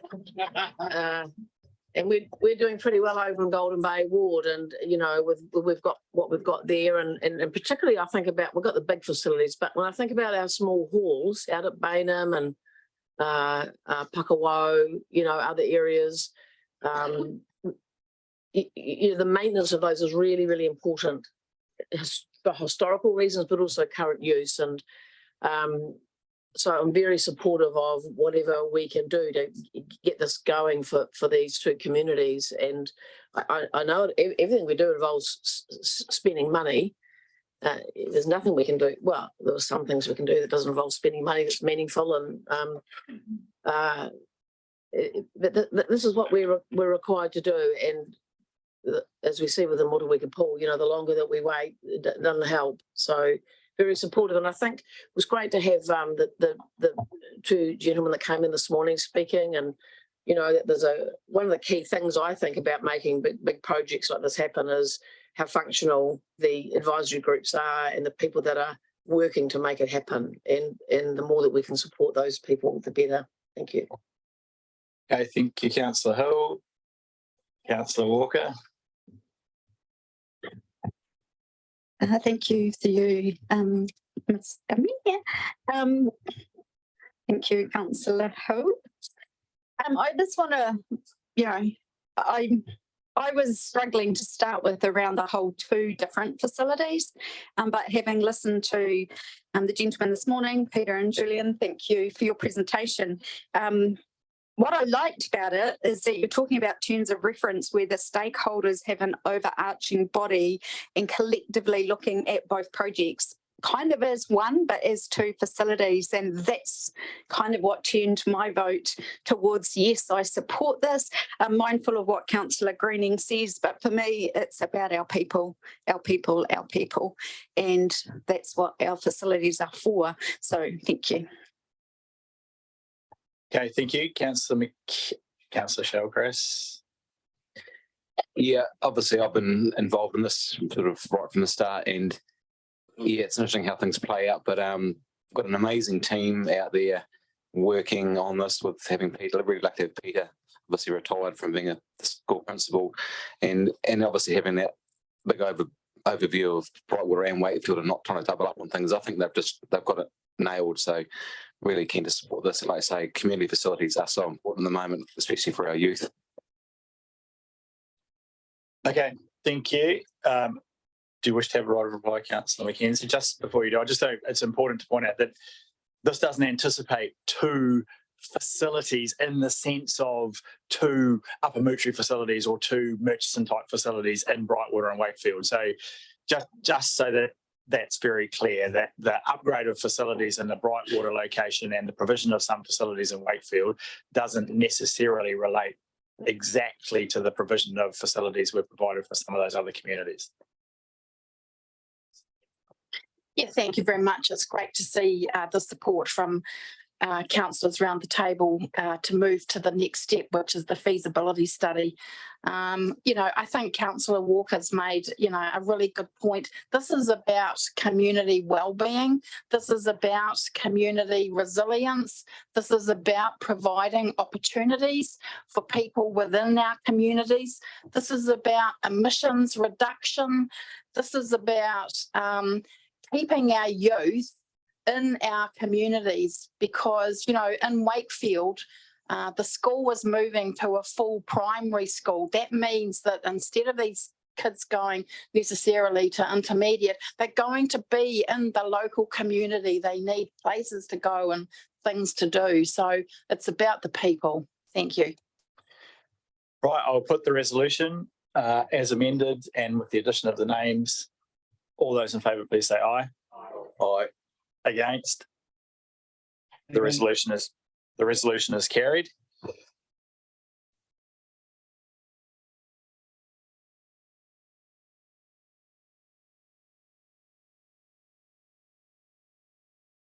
Richard, over to you.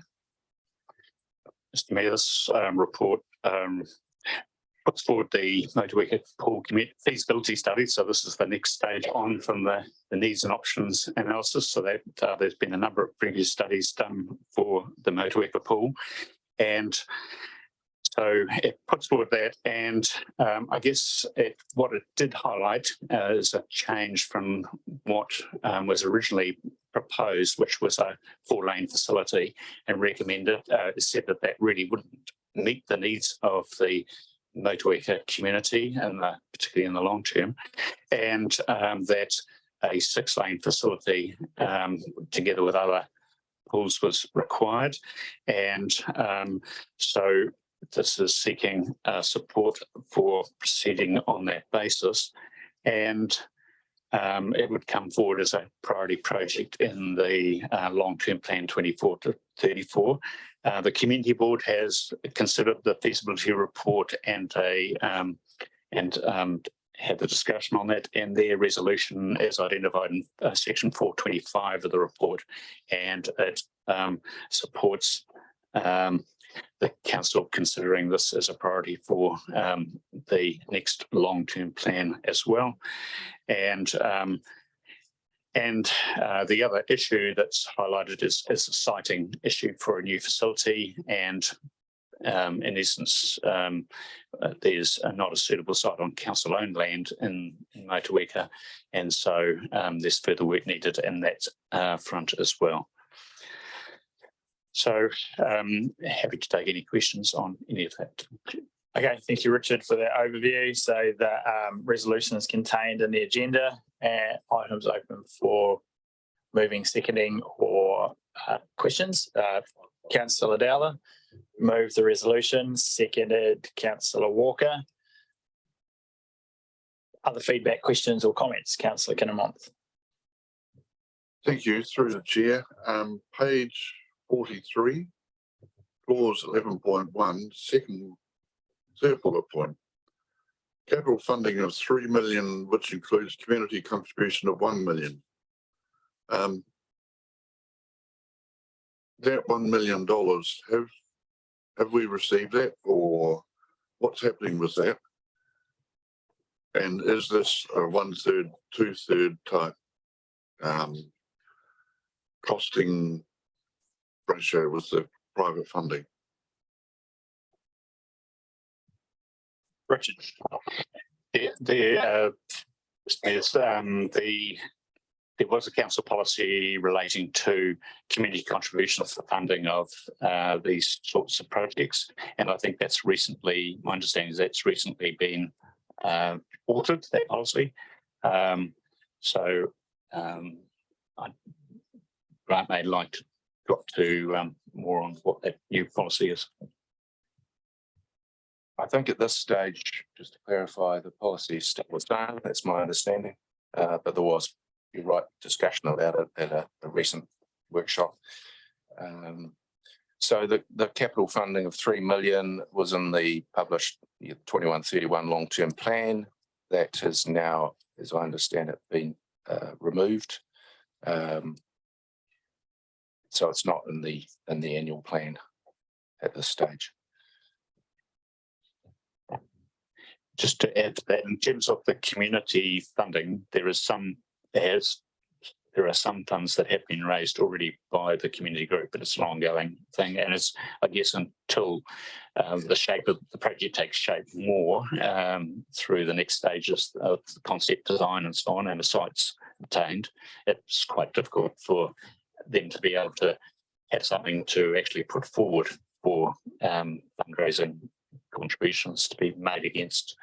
This is getting nebulous at the moment.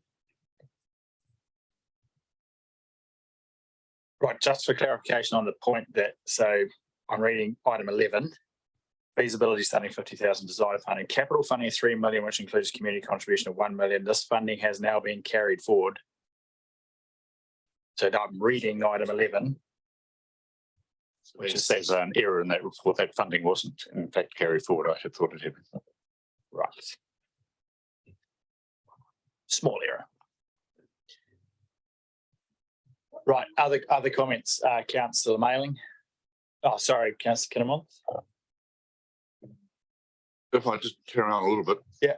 One more. Please don't get me wrong. I'm fully in support of this pool, and Motueka really needs it. I'm just a bit nervous about where all this funding is coming from. And please, as a newbie, can you just explain, is the council going to be held accountable for the $16 million? Richard, would you like? Sorry, I just missed that last part of the question. Councillor, please repeat. The question is, given the revised cost, who is responsible for the provision of said money? Well, I think that would be a combination of council funding plus community funding, and from a variety of sources like grants and so on. Yeah. Yep, thank you. I'll just reiterate, I fully support this project.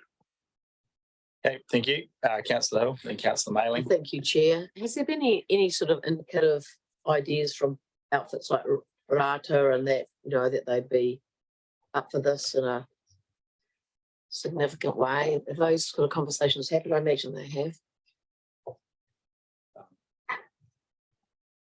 Through you, Mr. Mayor, I think there's been some good work done with the work that's been done by the pool group of Good Sports, Motueka, and they've been exploring those options, but until we get sort of a viable project then it's pretty hard to progress that. But looking around the country, certainly there was a recent pool done completed in Mosgiel, which was around the sort of figure we're talking here, around 20 million, and a significant portion of that came from grant funding and community sources. Okay, thank you, Councillor Hill, and then Councillor Mailing. Like all these community projects, there will be significant contribution from this community, and they have been involved in this project for the best part of 20 years. I see the people from Motueka that come to the Gripsman pool, particularly on a Wednesday. You try and avoid Wednesdays because there's so many of them in the pool, because they come over as a group. So, it's one of our more deprived communities in some ways, and people really struggle. So this will cause us a lot of heartache when we get to the long-term plan, as will the Waimea South one. But they're both very important projects for the well-being of our community going forward.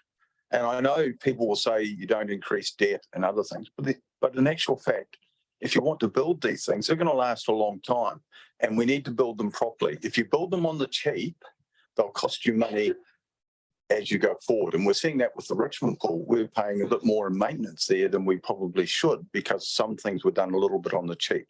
So to me, the Motueka community and surrounding area has been backing this for a long time, and we need to progress it and put it in the long-term plan. Where it will sit in the long-term plan will be some of the really hard decisions going forward, but we need to put it in there so that there is a stake in the ground.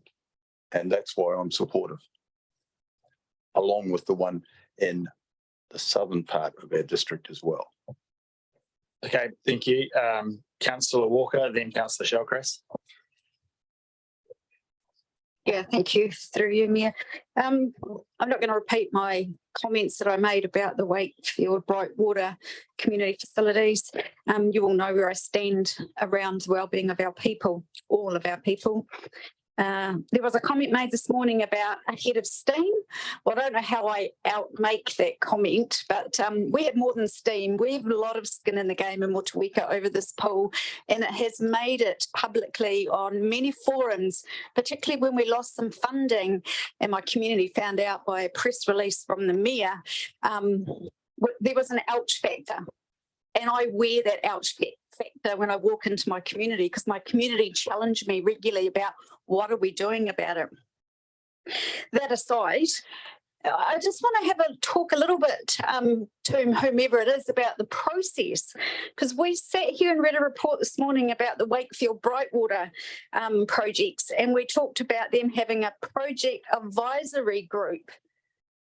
Is there a reason why Motueka doesn't have a project advisory group? And how do we strengthen the links between Motueka Pool Community Committee, our TDC staff, and us as elected members? Because I sit here quite grieved and frustrated about how long this process has taken. It comes here 20 odd years ago. We get it so far, it gets kicked to touch. It gets re-erected and almost dies at conception, then it gets re-erected again. And I'd hate to think we go through this process and the cost of doing yet more feasibility studies. I want to know, how do we create a group whereby there's some open, transparent communications, and my community find out prior to a press release that central government have moved the goalpost, which impacts us as a community? That's one of my questions. My second question is, how come it's taken since last year, when that feasibility study was done, for it to come to full council? I get that there's a land purchase question, but back then I don't think there was to start with. Why has there been such a dragging of the chain to get it around here, and how do we stop that chain holding us back now? Thank you. Richard.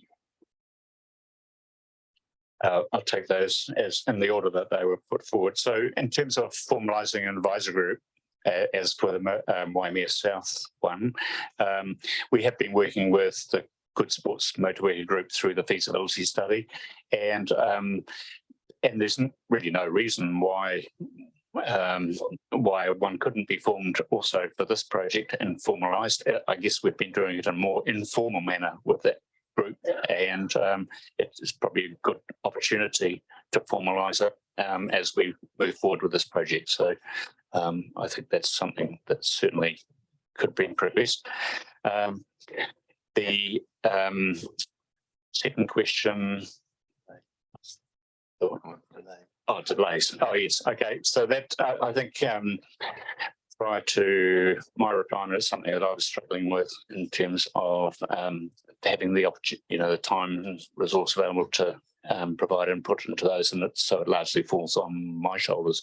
The reason for the delay. So, but now, being able to provide some support to these projects, we're starting now to be able to move them forward, and so I think that's what was lacking there.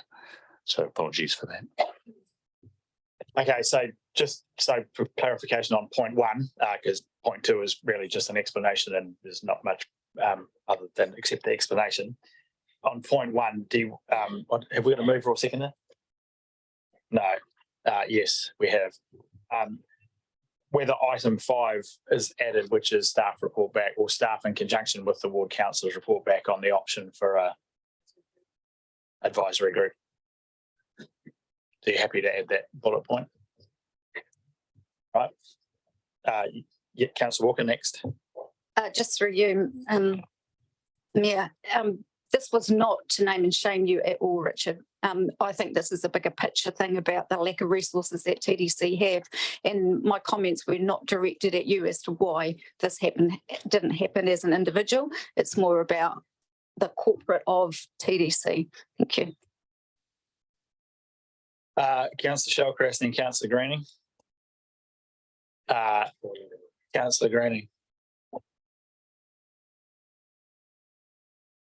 Yeah, so having heard the submissions, I think from the local swimming club, I do have concerns that we're not exploring options around the high school and trying to create a joint facility that benefits both the schools and then creating a facility for the public as well. The public are already using the high school facility.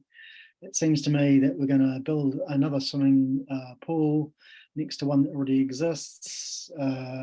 Education department struggle to fund these type of things, they degrade, and council end up picking up the tab on these type of things when we should be working with other agencies to maximise the resources and costs of both, especially as current financial position of council is not too good. We're at the end of our debt rope as it kind of stretches our neck, and ratepayers are really struggling to pay rates, and we're a cost centre, so everything we cost up, they have to pay for.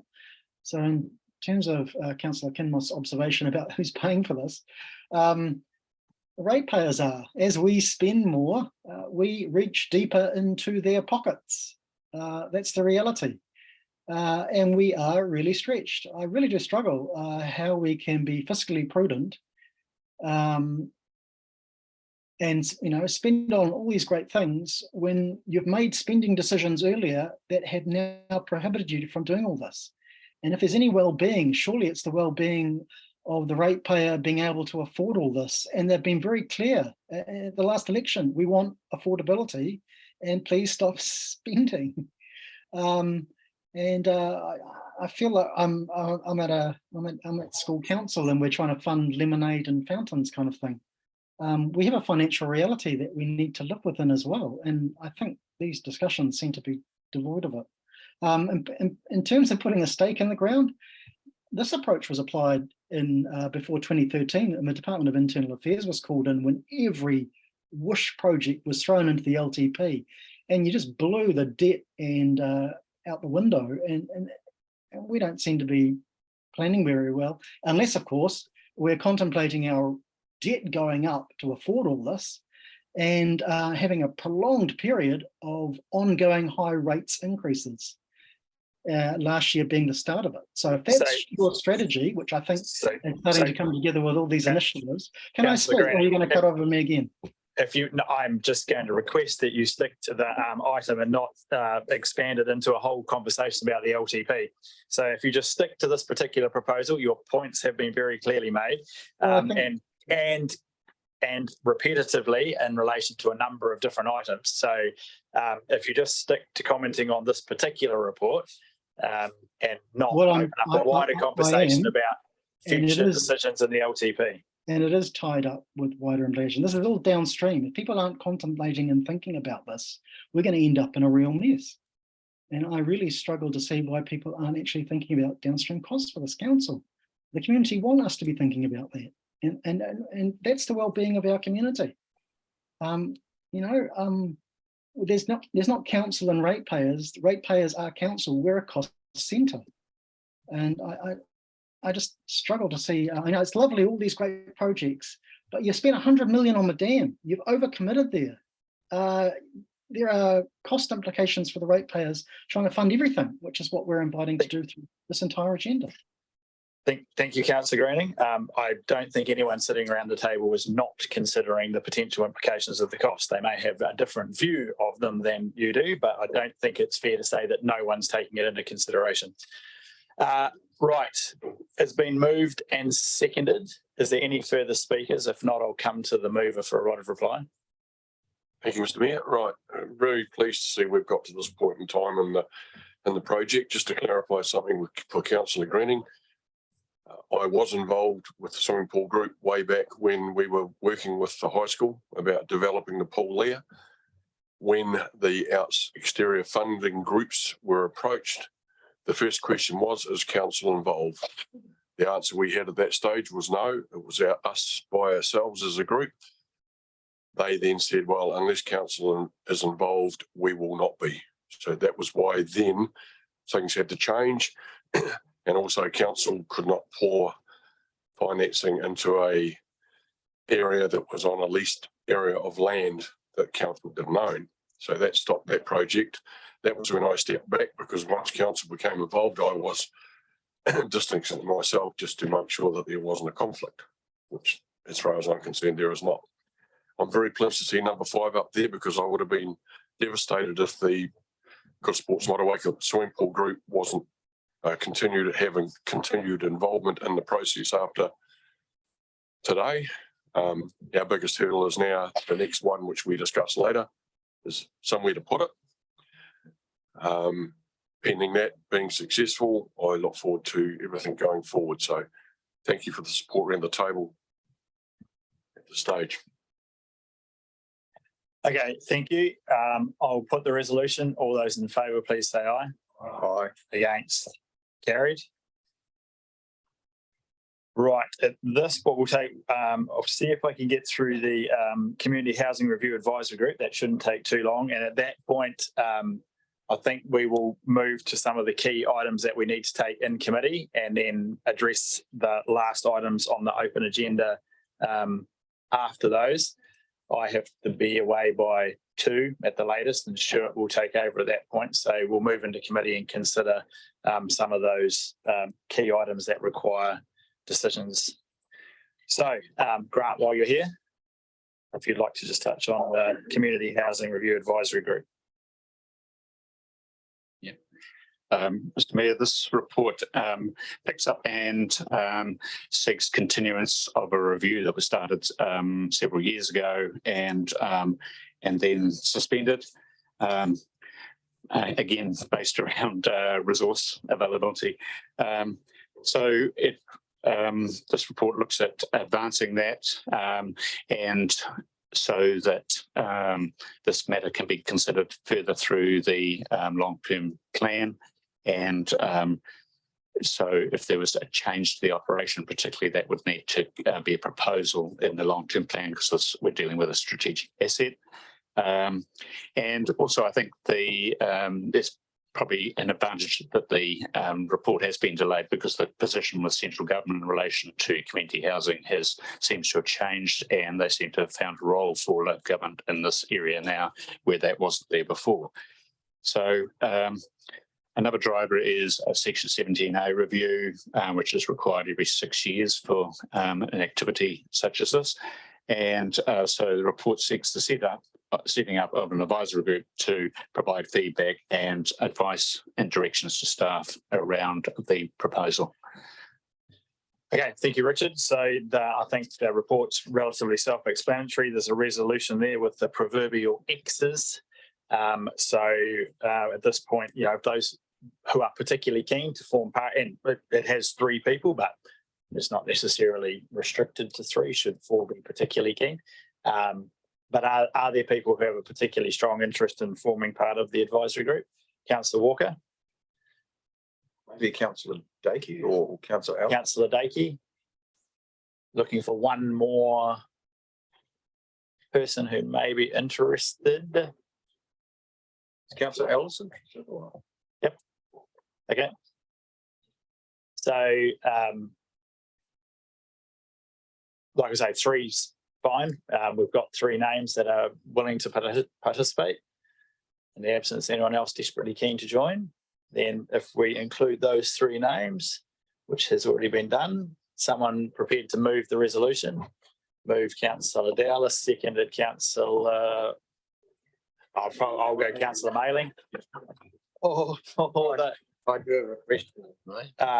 Yes, Deputy Mayor Bryant. So thank you, Mr. Mayor. Just a question for Richard or Grant. Just in relation to this whole process, I'm just a little concerned that we've tried this before and it's quite challenging once you get into the detail of this and how long it's going to take. So firstly, my concern is, do we actually have time to complete this before we need it by the LTP?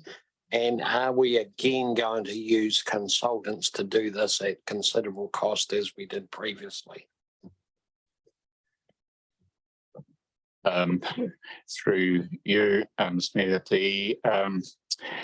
I think, as I said, the ground has changed quite a lot, and I think, to me, looking at it, it really makes it a simpler sort of discussion than where council got to on this last time, and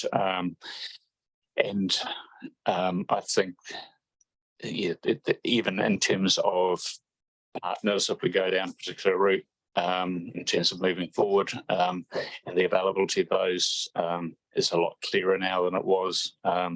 So, yeah, I think it's a much simpler proposal or consideration in my mind now, and so it should be a lot simpler to do. I don't think we need to repeat a lot of the investigative work that was done last time. That information is still valid and stands. So I'm confident that yes, it could be done in time for it to be incorporated in the long-term plan. So we still have that information available and we're still able to use that. There's no tags on that from the previous consultant. No, that's correct. That's useful to know, because I suspect that we'll probably get to a similar place and probably not a lot of change. So, but time will tell. Okay, thank you. Councillor McKenzie, then Councillor Butler. Thank you. I mean, obviously, the scope of the advisory group will be important. I'm sitting here and I'm assuming that would the scope be whether we invest more, whether we divest, and how we actually, if we continue to own, how we actually manage them. I mean, I'm assuming that would kind of be the scope.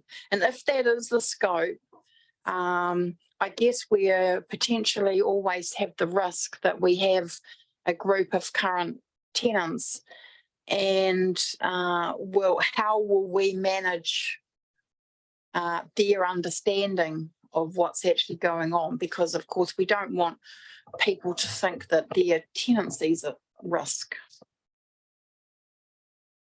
Through you, Mr. Mayor, I think the councillor summarised pretty well the scope. And last time with the tenants, we kept them fully informed through the process with regular letter updates to them, and also discussions through the housing officer who works with them on a regular basis, and that was quite successful. And the feedback was that they felt well informed about the process and were relaxed about it. Okay, thank you. Anything further? Oh, sorry, Councillor Butler. Thanks. Yeah. Thanks, Richard. You did make a mention that it is more straightforward now, and you also mentioned that that the government has made it easier for local government to be involved in community housing. Are you able to expand on that very, very briefly? In terms of the central government involvement, I think it was last year or the year before, they made available a series of or a grant funding scheme which enabled further investment in community housing, and so that funding is as I just said, a program that is still continuing going forward. So that provides opportunity for increasing the portfolio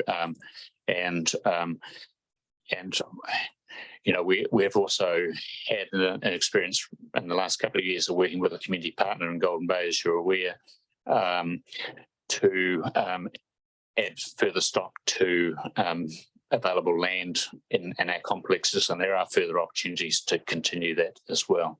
So, yeah, I think that sort of summarises it. Okay, thanks very much. Okay, thank you. It's been moved and seconded.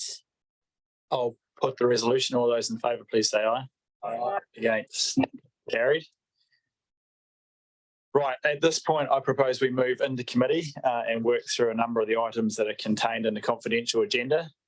So I'm looking for a mover for the going into confidential, relying on section 48(1)(a) of the Local Government Official Information Meeting Act and the particular interests protected by section 6 or section 7. The items are listed in the agenda contained within. Move Councillor Mailing, seconded Councillor Hill. All those in favour, please say aye. Against? Carried. Was she online? Riley. Right.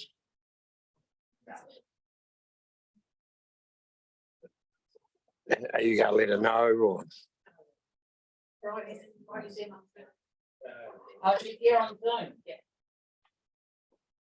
She coming down or not? So Riley, this is for your Come down. She'll come down. Yeah, she's coming down. All right, we'll wait. It's page 55 anyway, councillors.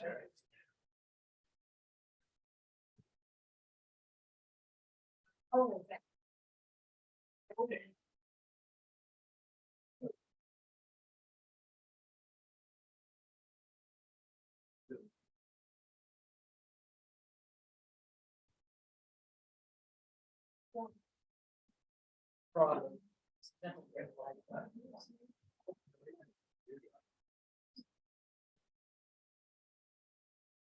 The one about the workshop.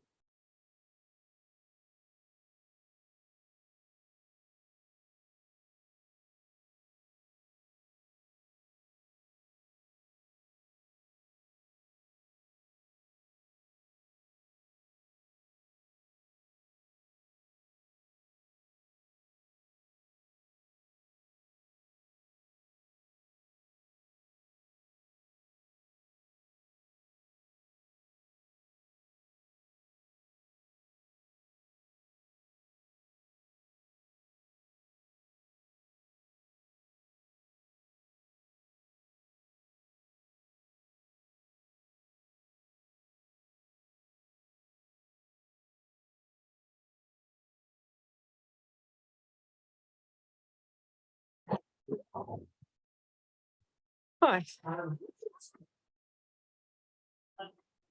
Councillors, we're on page 55. Riley, if you'd like to introduce the item, whoever you want to read. Yes, so this is a report to adopt the certificates of engagement policy. We've done an internal review and we're recommending we continue with the existing policy apart from an amendment to the schedule of strategic assets to reflect the change in the Port Airport ownership. Thank you. Happy to answer questions if there is any. Do we have any questions? Councillor Kimmermore.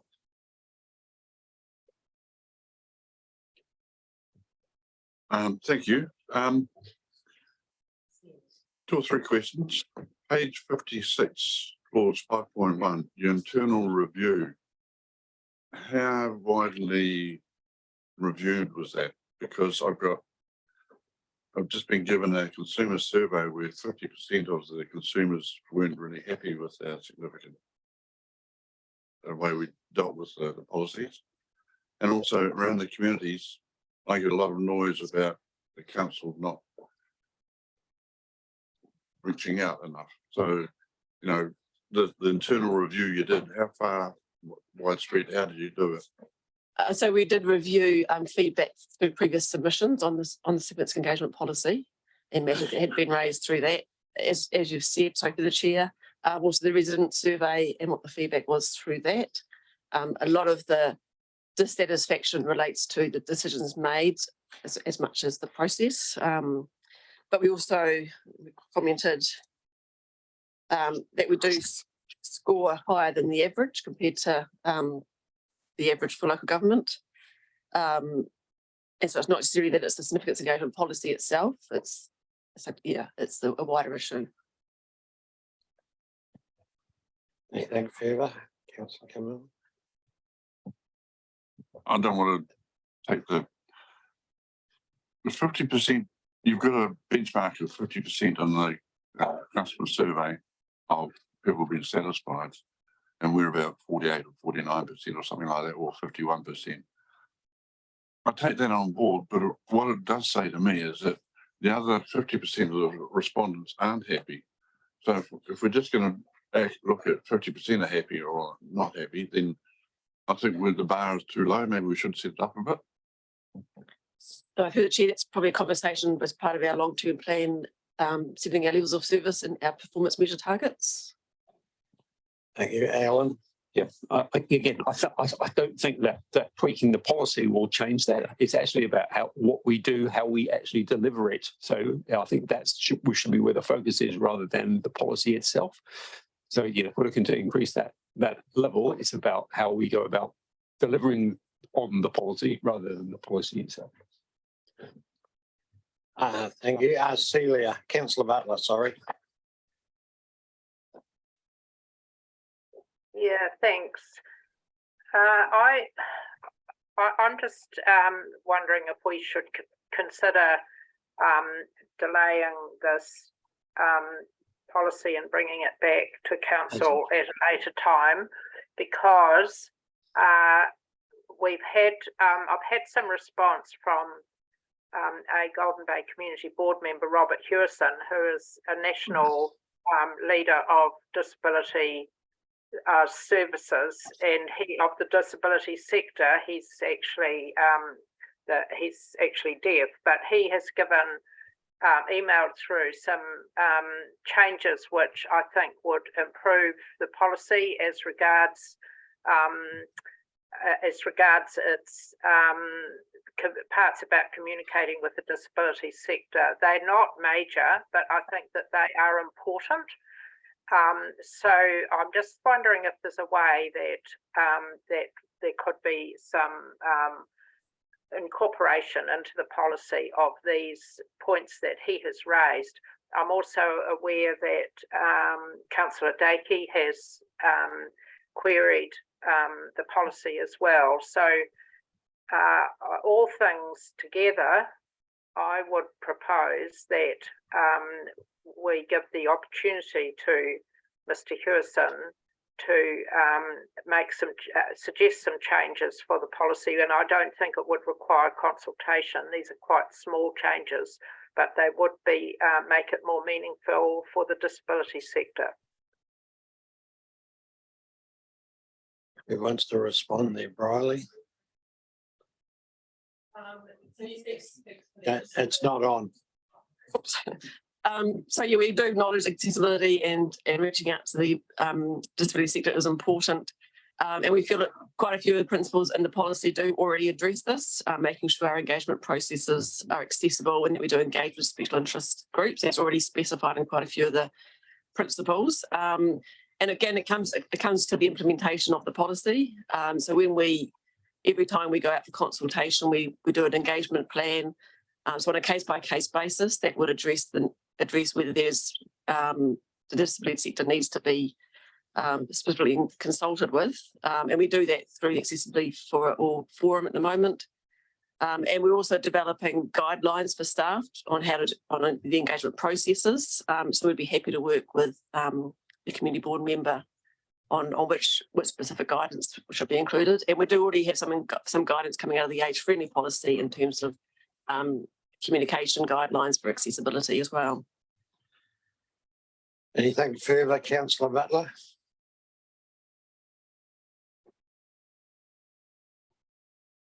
Now, Mayor, she's not responding. I'm assuming there's not then.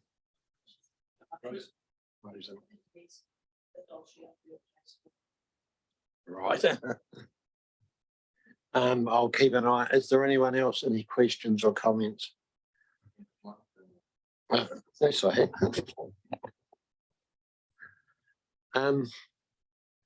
Is someone happy to move the resolution then? Move councillor Kimmeroth. Do we have a seconder? Councillor Marling. Any further discussion? If not, I'll put the resolution. All those in favour will say aye. Aye. Against? Carried. They're really enthusiastic right now, aren't they? Thank you.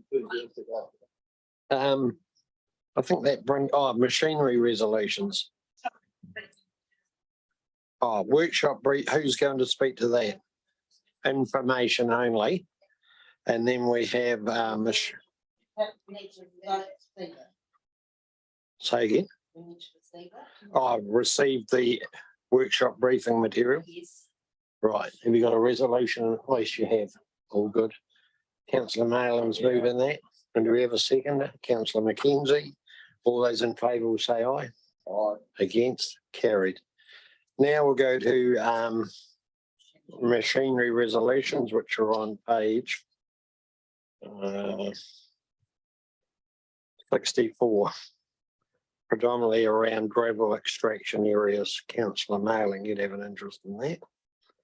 I go with those meetings with you where we talk to landowners in the upper Mott. These are more about Waimea River burn. Yeah, they are. And most of these people have leased this land from us from a long time. Correct, yeah. So I'm happy to move these. So move councillor Marling, councillor Greening.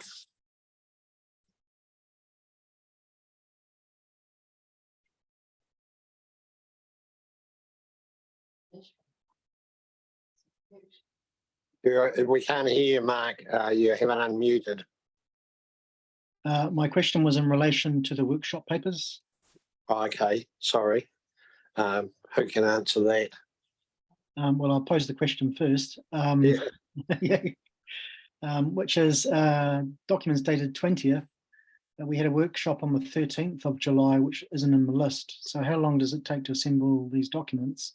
And is the 13th of July workshop on the Waimea Aquifer model now open to the public to see?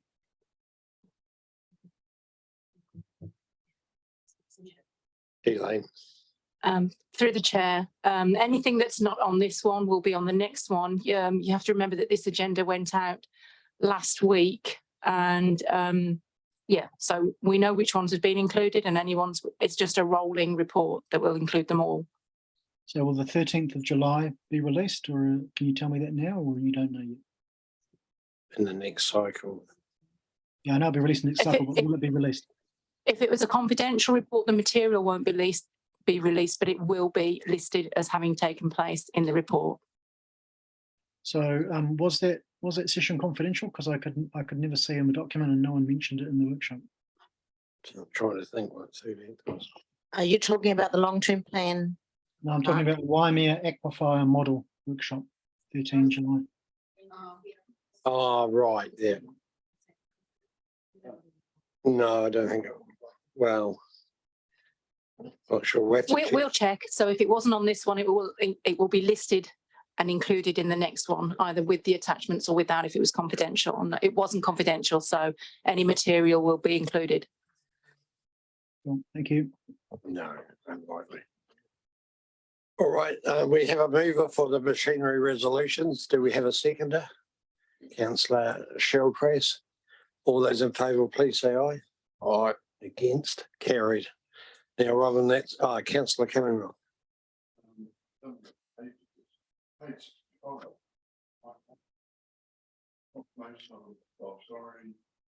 Too much going on.